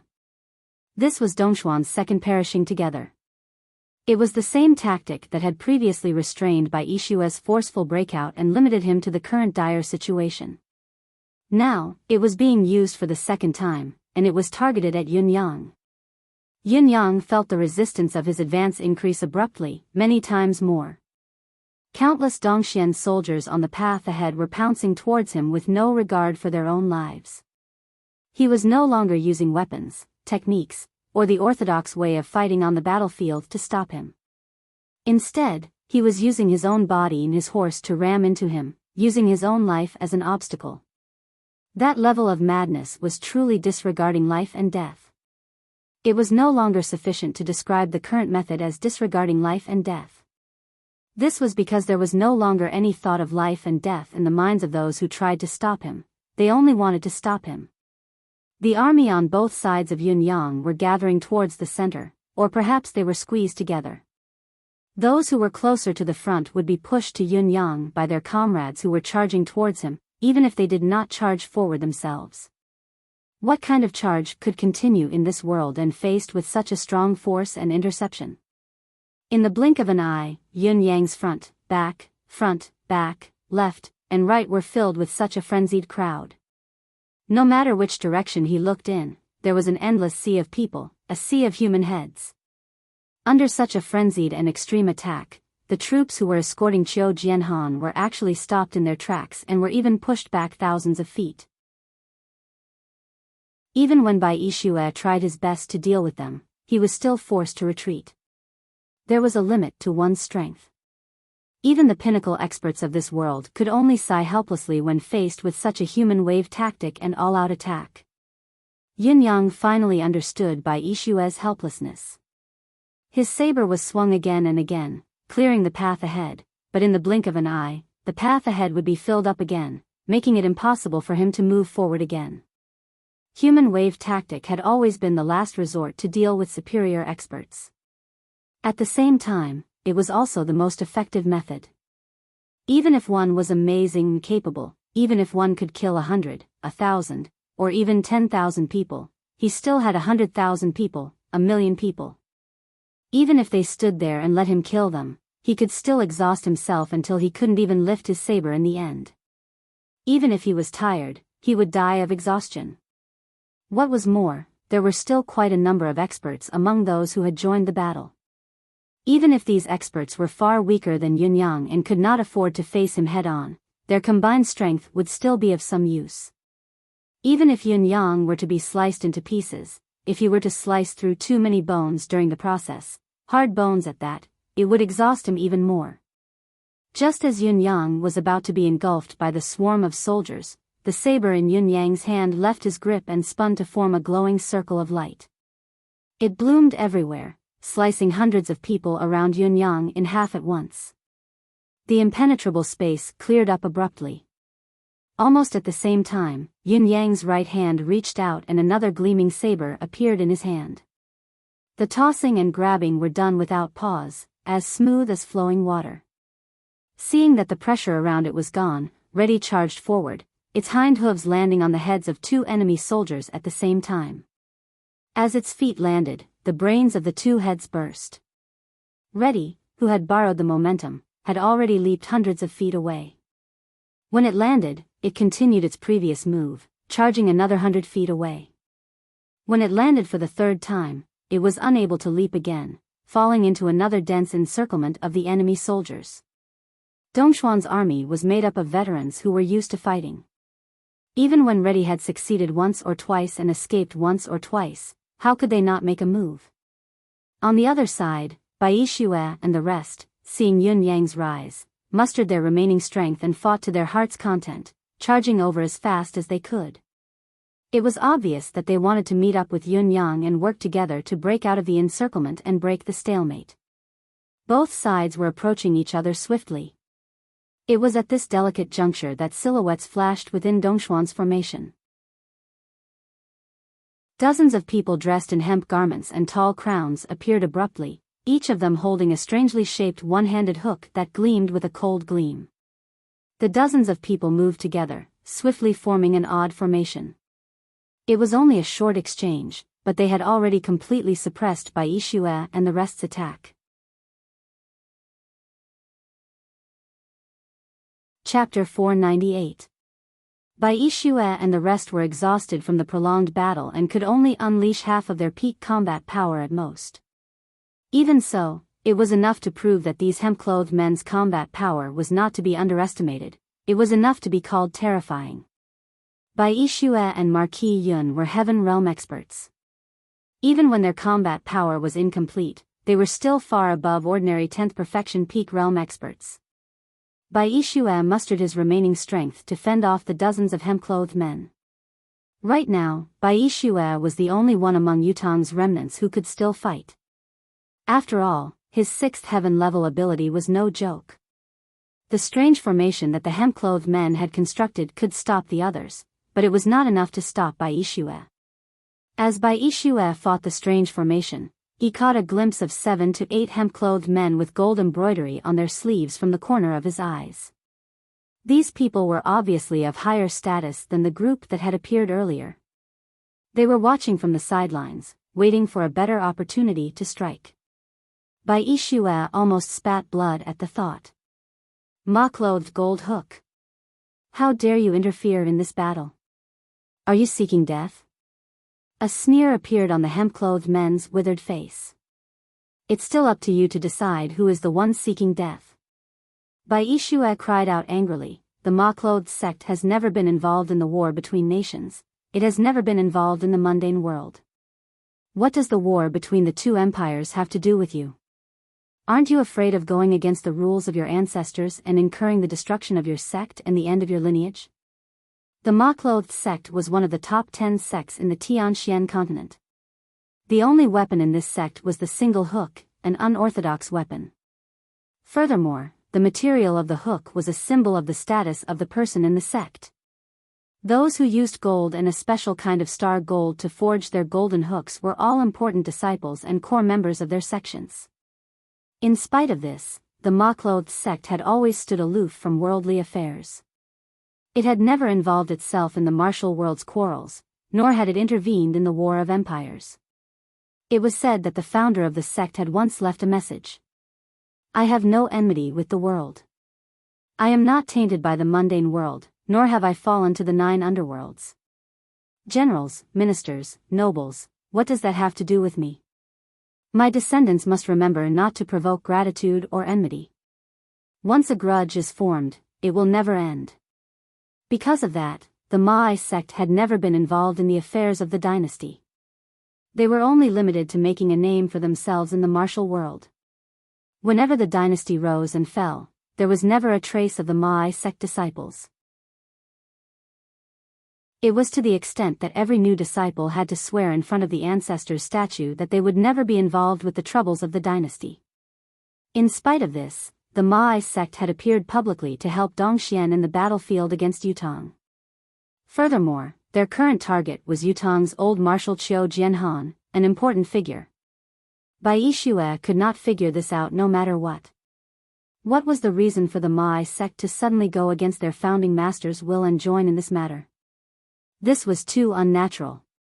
No matter what, the reality was that the Ma'i sect's participation in the war had doubled the resistance to Bai Yixue and the others. With these people as the main attacking force to keep Bai Yixue and the others busy, Dongxuan's deicide archers could choose their positions and execute their attacks with ease. The power of the deicide arrows was not something that Bai Yixue and the others could ignore. A moment of carelessness could severely injure them. With these two restraints, Bai Yixue and the others were truly entangled here, unable to advance any further. Yin Yang was still charging forward bravely. Behind him were mountains of corpses and seas of blood. It was a hellish scene. However, the saber in his hand had already been chopped 13 times. He had already seen the men in hempen garments. He also saw the immense pressure Bai Yixue and the others were facing with the participation of the men in hempen garments. The situation had become dangerous once again. Yin Yang was enraged. Ma'i sect. The roar was like a bolt of lightning that shook the sky. At that moment, the men in hempen garments who had been watching the battle had joined in the fight against Bai Yixue and the others. The only one or two who had not joined in the fray turned around instinctively upon hearing the bellow. Amidst the mountains of corpses and seas of blood, a purplish-red silhouette was charging towards them with a murderous aura, like a god of death that had emerged from hell. He was still hollering, "Children and grandchildren, remember this, do not seek vengeance. Once a grudge is formed, it will never end. Men of Ma'i sect, you must remember what your founding master has said. You must remember what you have done today. Since you have broken your vow, you shall receive your retribution. The billowing anger and murderous intent in his voice caused the pupils of the man in hempen garments to shrink. In a trance, it was as if his founding master was walking towards him amidst the mountains of corpses and seas of blood. The menacing aura was the same. Who are you? The man in hempen garments asked in a low voice. Yin Yang swung his saber, creating another empty space around him as he said menacingly, "If my sect retreats now, I can promise here that nothing has happened. However, if all of you are still stubborn, I shall kill my way up to Mount Matu and annihilate your Mai sect, so that all of you can answer to your founding master's vow. What are you going to do? Decide quickly." The man in hempen garments shuddered before he suddenly sneered and said, "You are but a child who is still wet behind the ears. How dare you threaten the Mai sect? We won't retreat, what can you do?" Yin Yang chortled. All right. Just you wait. His words reverberated in the air, still deafening and intimidating. The man in hempen garments could not help but shudder when he heard the voice.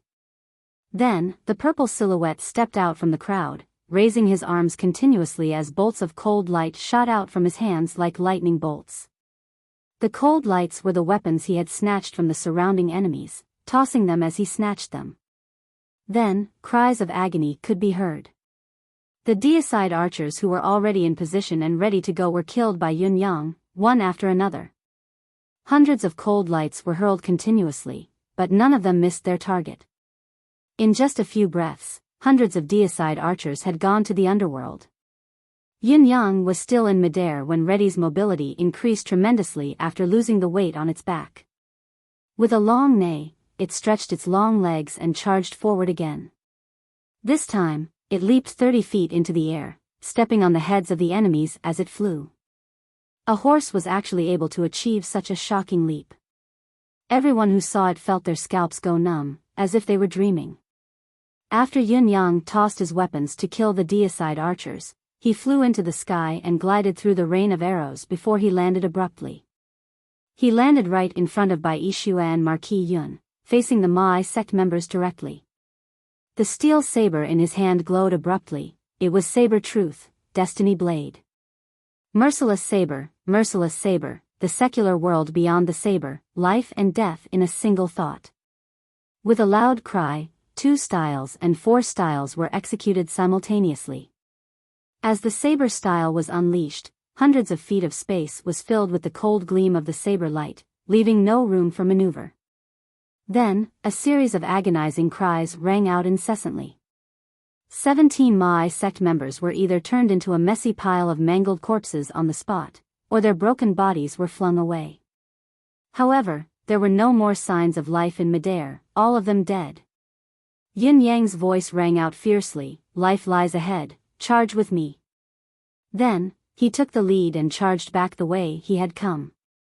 Yutong's remaining troops perked up when they saw the situation. What a good saying, hope lies ahead. As long as there is a chance, there is hope. What people are most afraid of is losing hope. Stop them. Zhang Ji's voice rang out anxiously from afar. He had never expected that his suicidal tactic would not be able to stop the purple silhouette. Could this person's ability be even greater than that D*Ned by Ishue? Yin Yang was enraged when he heard the voice. His gaze turned cold as he extended his arm and a spear was already in his grasp. In the next moment, the spear had already turned into a ray of light that pierced through the sky. Suddenly, it crossed a distance of several thousand feet in an instant, as if ignoring space itself. It suddenly stabbed into the long flag that Zhang Gu was hiding in. With an explosive boom, Zhang Gu let out a loud cry and fell from the sky. Dongxuan's military governor's flag fell as well, the top part of it scattering like it had exploded. Chapter 499. Following the abrupt change in Zhang Ji's flagpole, Dongxuan's war drums and horns stopped abruptly. What followed was a momentary pause in Dongxuan's offensive rhythm. Too many people had seen the shocking scene of Zhang Gu, the temporary marshal, falling from the flagpole. The fate of the marshal who was commanding the battle was unknown. It was a huge blow to any army, and Dongxuan's army was no exception. The morale of the army was thrown into disarray. At that time, Zhang Gu had been commanding the battle from above, so he had not noticed the spear flying through the air. When the spear struck the flagpole, the entire flagpole shook. Only then did Zhang Gu feel as if his entire body had been struck by lightning from the ninth heaven. For a moment, his soul left his body, as if he had been electrocuted. In the next moment, Zhang Gu was pushed away by the reverberating force, plummeting down like a kite with a broken string. Zhang Gu was considered lucky. At least at this moment, his body was still intact. Qi Do, on the other hand, was not so lucky. With a loud bang, it exploded like fireworks. Zhang Gu fell straight down. The incident had come too suddenly that no one could react in time. Finally, Zhang Ji's body landed on the ground with a loud thud. His mouth was the first to touch the ground. With a soft crack, 2 white front teeth flew out. If it were not for the fact that Zhang Gu himself had a certain level of cultivation and had thick skin, he would have been extremely lucky not to have been smashed into a meat patty. Even so, when he struggled to stand up shakily, he still felt as if his head was filled with tofu dregs. For a moment, he was unable to think and was completely unaware of his current situation. It was only after a while that he realized that the drums and horns on his side had stopped. He was so angry that he almost spat blood. Attack! What are you all standing there for? Are all of you dumb? In spite of this, Yun Yang had already killed more than half of the Mai Sect's men who had participated in the battle like he was chopping vegetables. The dense golden hook formation had vanished completely. Reddy had arrived as well. Yun Yang mounted his horse and pointed with his saber as he hollered, "Everyone, follow me." Before he finished his sentence, he had already taken the lead and galloped forward. His aura was much stronger than before. The Mai sect was left with more than 20 people. They could still fight, but all of them dared not move, their faces pale. Obviously, they were intimidated by Yun Yang's intimidating aura, intentionally or unintentionally opening up a path for him. This group of people had the same thought in their hearts. This person had said earlier that he would pursue this matter and the Mai sect. Was he serious? Wasn't this too ferocious? Taking advantage of this gap, the large group of men and horses rushed through. In the distance, the 2 sack-clothed men who hadn't made a move since the beginning suddenly floated up. The golden hooks in their hands shone brightly, and they looked like they were about to swoop down from the sky and forcefully intercept him.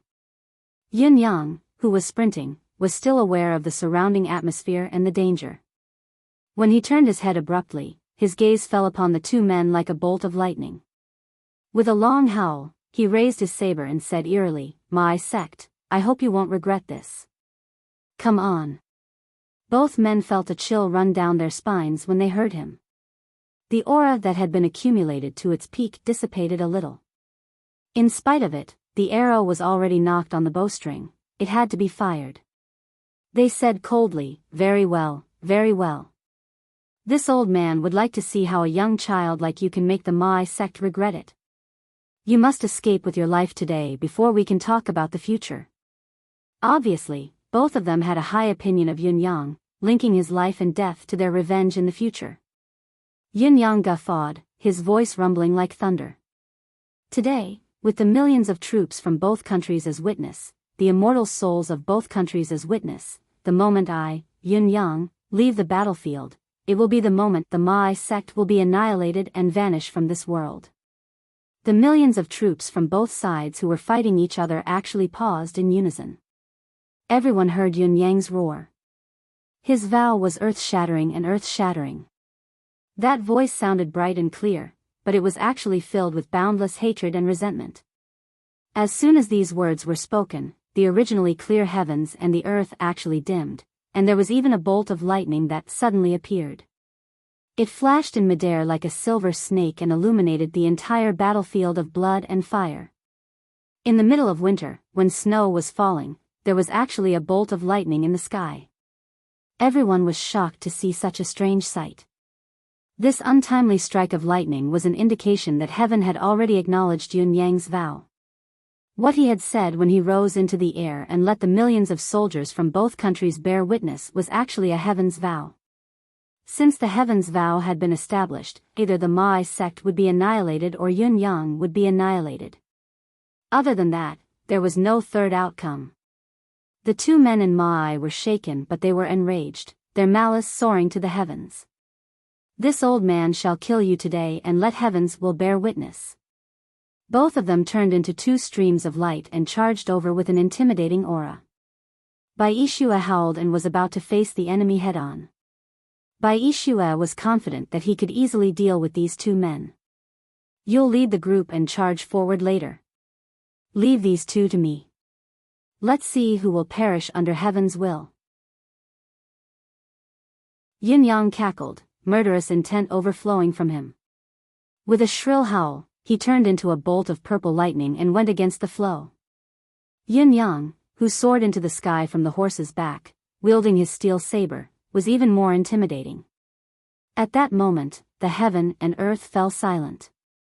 Saber truth, destiny blade, wielding a saber was equivalent to wielding heaven's will. If heaven wanted you dead, who could live? Amidst the long laughter, the three streams of light collided with each other in midair with abnormal intensity. Saber truth, destiny blades, 3 styles and 6 styles were all executed by Yun Yang in one go, seeking to end the battle quickly. Boom! This collision caused the sky above the battlefield to explode as if a huge bomb had been detonated. All the soldiers and horses within 1,000 feet were blown away like grass in the wind, falling down in all directions along with the wind. Only Yun Yang's holler could be heard in the sky. My sect is nothing more than this. With a flash, Yun Yang landed in front of them. With a long neigh, Reddy leaped up high and reappeared in its majestic form, catching the falling Yun Yang with its horse's back. Then, it turned into a bolt of red lightning and charged forward once more. When Yun Yang landed back on his horse, the two Mai sect members who had fought with Yun Yang just now were still flying in the air, blood gushing out of their orifices. The only thing they could feel now was the weakness in their bodies, unable to stop themselves from being flung away. While they were shocked, they were also bewildered and puzzled. Who was this youth? Young Master Yun of Yutong? How could a young master of a noble family possess such an exquisite saber skill? Although this youth's actual cultivation base was in the heaven realm, he was still much weaker than both of them. However, his saber skill was formidable. He had used the advantage of his exquisite saber skill to counterbalance the disadvantage of lacking cultivation base and had even defeated both of them. At the very last moment, if both of them had not activated the Mai Golden Hook's final ability to self-detonate their weapons to release a strong force to neutralize the shockwave, perhaps both of them would not only be suffering from severe internal injuries, but they would also be dead corpses. Yin Yang, who had gained the upper hand, landed back on his horse. He looked even more ruthless, his purple robe fluttering in the wind. As he galloped, a swishing sound could be heard as he glared and hollered, "Who will fight me?" His voice reverberated, shaking the entire battlefield. His aura was unstoppable as he led the charge. No one dared to stop him wherever he went. The force that had defeated the two Mai sect experts had happened in the sky above the battlefield. Everyone had seen it. In the face of such a super expert, wouldn't it be equivalent to courting death if he really stood in front of him? With the precedent set by Bai Yishue, the undefeatable experts could be indulged for a while. Everyone had their reservations and there was no order from their higher-ups, so naturally, no one dared to stop him. Bai Yishue and Marquis of Heavenly Clouds, Yun Xiaoyao, were behind Yun Yang, one on his left and one on his right. They were like two peerless killing gods, unstoppable like mad tigers unleashed from the cage. The three of them joined forces, creating a huge gap in Dongxuan's army in just a moment. Nearly 100 Dongxian experts tried their best to stop them again, but they were killed the moment they met. By the time they reunited with the others, Yutong's army had already left. It was at this moment that Fu Baogua's steel cavalry of the serving army arrived as well. After going through many obstacles, the two armies finally met in the enemy's formation. Charge! Break through Dongxuan's army! Yin Yang hollered, warning them that it was not the time to let down their guard. On the contrary, their combat power was now trapped in the enemy's heavy encirclement. The resistance would not be much easier than before, so they could not afford to let down their guard for even a moment. As if in response to Yun Yang's warning, Yutong's horn and war drum resounded deafeningly. The other half of the steel cavalry that Fu Baogua had left behind, more than 100,000 men, charged forward. The elders of my hometown are on my shoulders. The nation's safety lies in my battle. Fu Baogua's voice was hoarse, but it was soul-stirring. Fight! Tianxian Cliff is behind us, the 9 Supreme's lords are watching us. They're watching us. With a loud boom, all of Yutong's soldiers felt a surge of blood rush from their hearts. For a moment, they felt like they were about to explode. Charge forward and fight Dongxian to the death.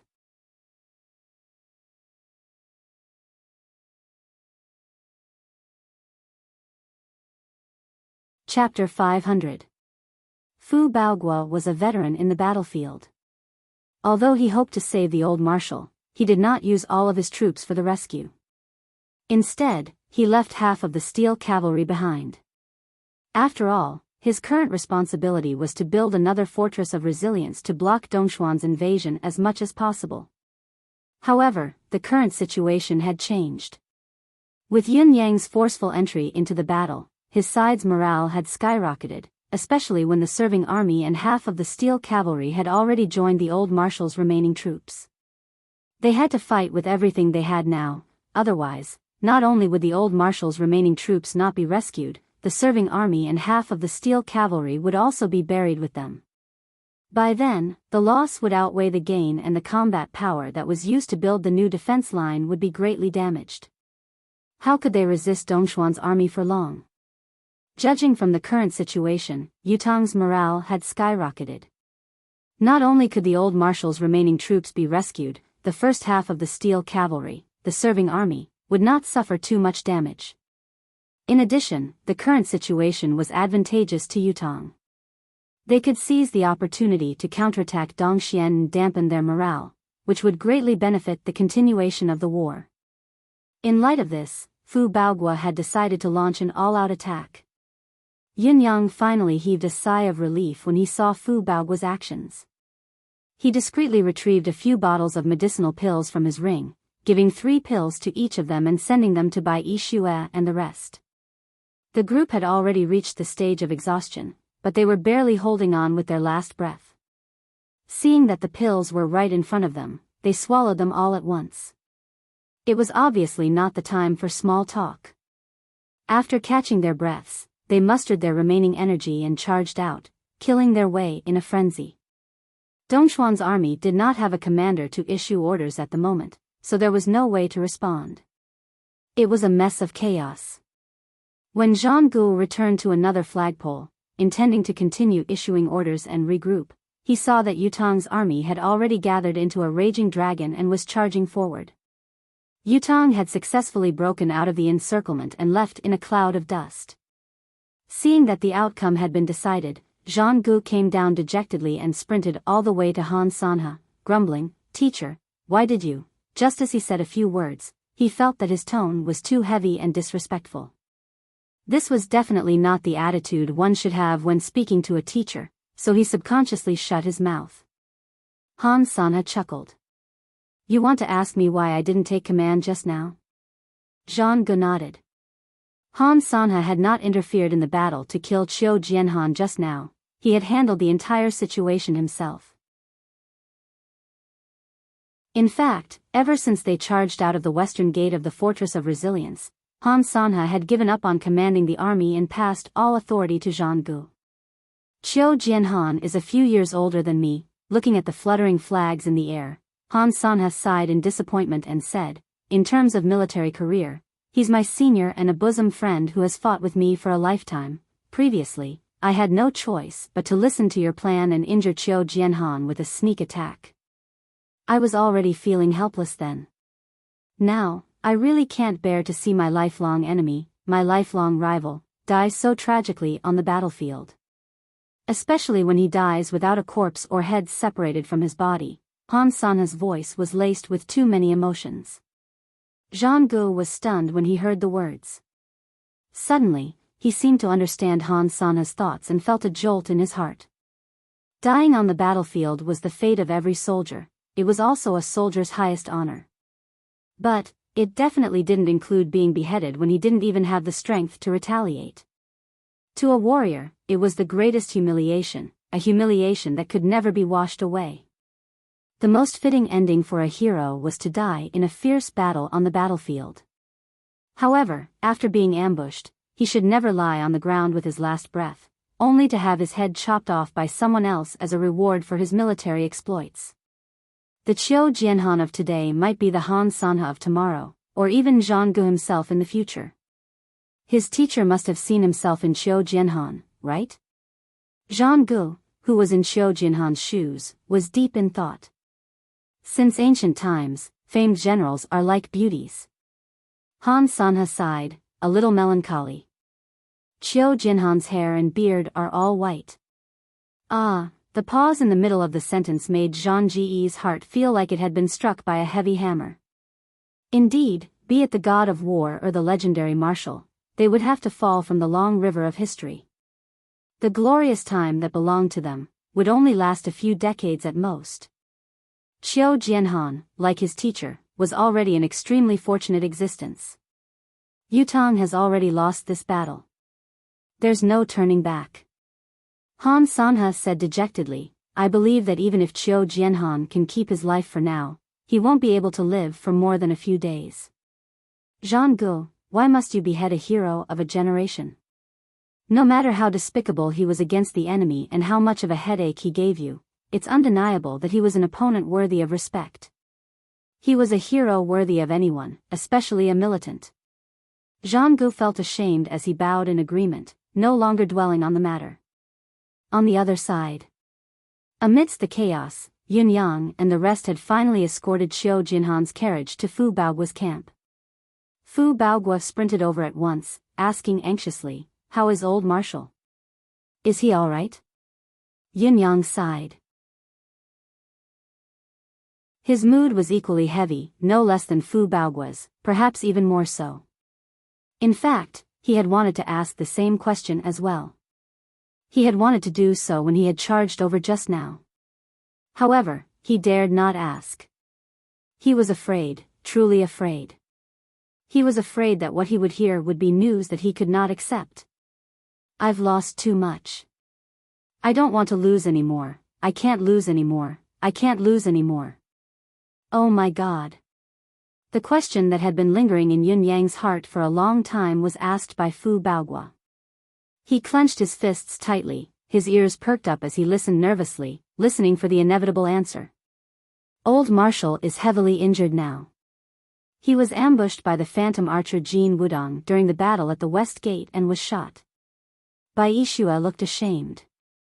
After all, Qiu Jianhan had been ambushed under his protection, but he had been ambushed.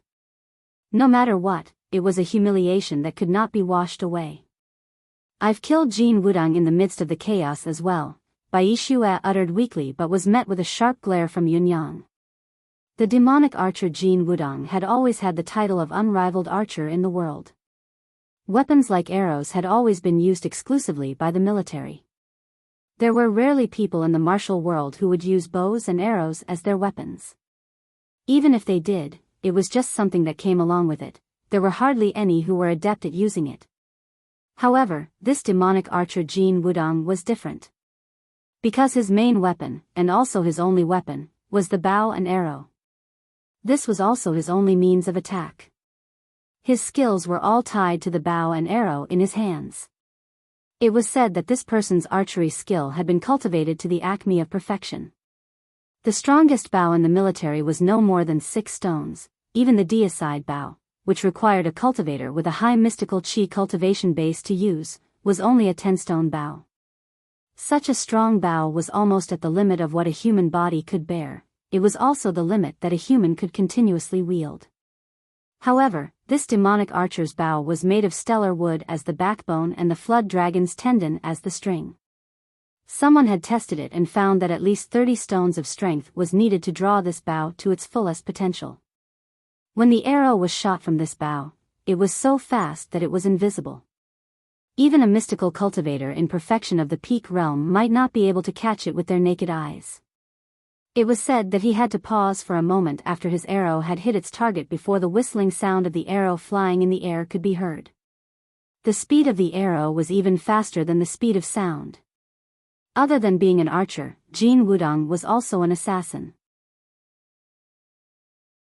This time, even Bai Yixue did not expect that Dong Xian would actually invite this demonic archer to specifically target Qiu Jianhan in order to crush Yutong's army as soon as possible and to succeed.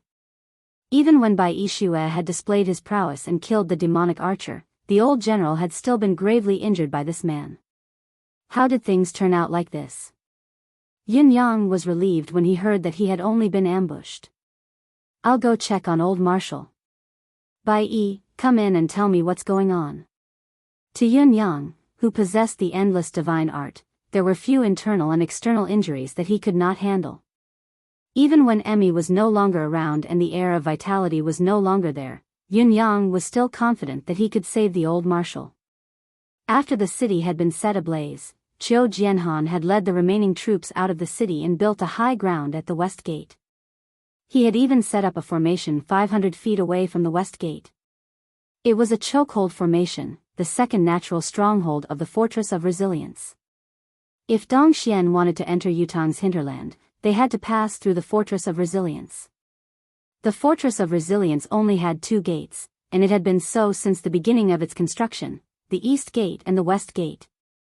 You may have breached the East Gate, but as long as I guard the West Gate, you will still not be able to do as you please. There is no way forward. The truth was just as old Marshal Qiu had predicted. Although Dongxuan's troops were stationed at the Fortress of Resilience, they had been ambushed by Qiu Jianhan when they charged out from the West Gate, intending to invade Yutong. Under Qiu Jianhan's forceful command, the entire West Gate had become a barren land. Dongxuan's troops had wanted to ride on the momentum of their victory and had been focused on advancing forcefully.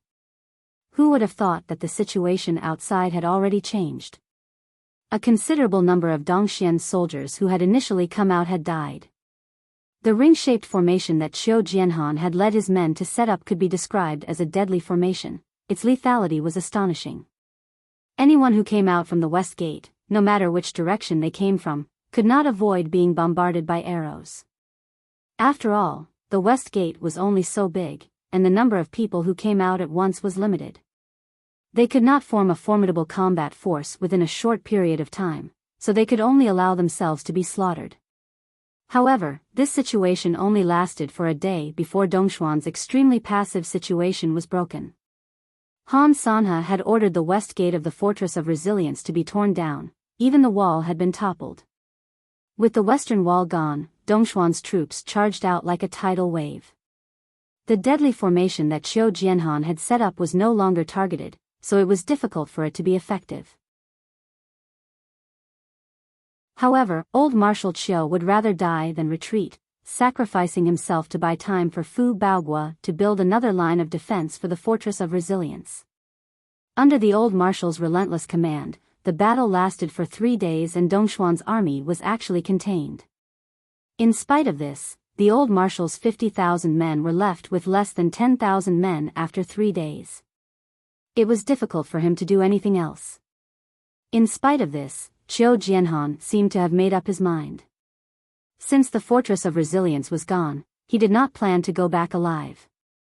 He had been fighting on the front line all this while. No matter how Shangguan Lingxiu, Bai Yixue, Marquis Yun, and the rest tried to persuade him, Qiu Jianhan refused to leave. He was old and ruthless. Once he had made up his mind, not even a deity could change his mind. Seeing that old Marshal Qiu was about to be buried here with his subordinates, a turning point had arrived. It was at this moment that Dong Xian sent out assassins that targeted the old marshal. The most famous of them was the phantom archer, Jin Wudong. When the army was engaged in a new round of battle, Jin Wudong, who was dressed in a soldier's uniform and hiding among the troops, had approached Qiu Jianhan. The lethal arrow came swiftly. Bai Yixue had finally sensed the danger and swung his sword to intervene at the critical moment, but he was still a little too late. He had only managed to deflect the arrow by a tiny bit. It was fortunate that there was such a slight deviation. Otherwise, the arrow would have pierced through Qiu Jianhan's heart directly. Ultimately, the arrow had left a hole in Qiu Jianhan's body, piercing through his chest and back. Qiu Jianhan was severely injured and on the brink of death. In his grief, Bai Yixue charged into Dongshuan's formation, sword in hand, and pursued the ghoul archer, Jin Wudong, amidst the tens of thousands of soldiers. Until the ghoul archer was chopped into minced meat, he had even wanted to kill Dongshuan's main general with an eye for an eye. It was also because of this that Dongshuan's mutual destruction tactic was triggered. Bai Yixue retreated in the end, resentful. Bai Yixue's killing spree had allowed Yutong to survive the battle that day, but Yutong had lost Qiu Jianhan's command. Without Qiu Jianhan, Yutong's defeat was already set in stone. Even when Shangguan Lingxiu raised the flag of the family of generals and tried her best to reorganize the remaining troops, there was only a slight improvement. They could not deal with the Dongxian troops that were surging out of Han Sanhe like a tidal wave. Marquis Yun was decisive, ordering the entire army to break out of the encirclement and retreat under the cover of the night. Since it was impossible, it was better to preserve as much combat power as possible and return to Fu Baoguo's side to fight Dongxian and shake Han Sanhe together. Dongshuan's army would not let them go easily, of course. They gave chase from the back and swiftly surrounded Qiu Jianhan's remaining troops. At the critical moment, the two squads of steel cavalry that had been lurking in the surrounding forest could no longer hold themselves back. They would rather disobey Fu Baoguo's military order and charge out to provide support. Both sides merged and retreated as they fought, finally persevering until Yun Yang came to help. Then, they met up with Fu Baoguo's army that was stationed under Tianxian Cliff. Because of this, Yutong and Dongshuan's war had begun anew. Yun Yang entered the tent quickly and saw Qiu Jianhan lying straight on a simple military bed. His body was stained with blood and there were a few wounds on his face as well. His flesh and blood were curled up, making him look menacing. Yun Yang did not even feel the old marshal's breathing. If it were not for the slow, weak rise and fall of his chest, Yun Yang would have suspected that the old marshal was already dead. Under the dim yellow light, the old marshal's white beard was stained with blood as he lay there quietly. Yun Yang's eyes burned, almost tearing up. This old marshal who had given his entire life for Yutong looked so desolate and helpless right now. You're tuning into the Romantic Tales YouTube channel. Don't forget to subscribe and join us on this journey to catch the most captivating stories.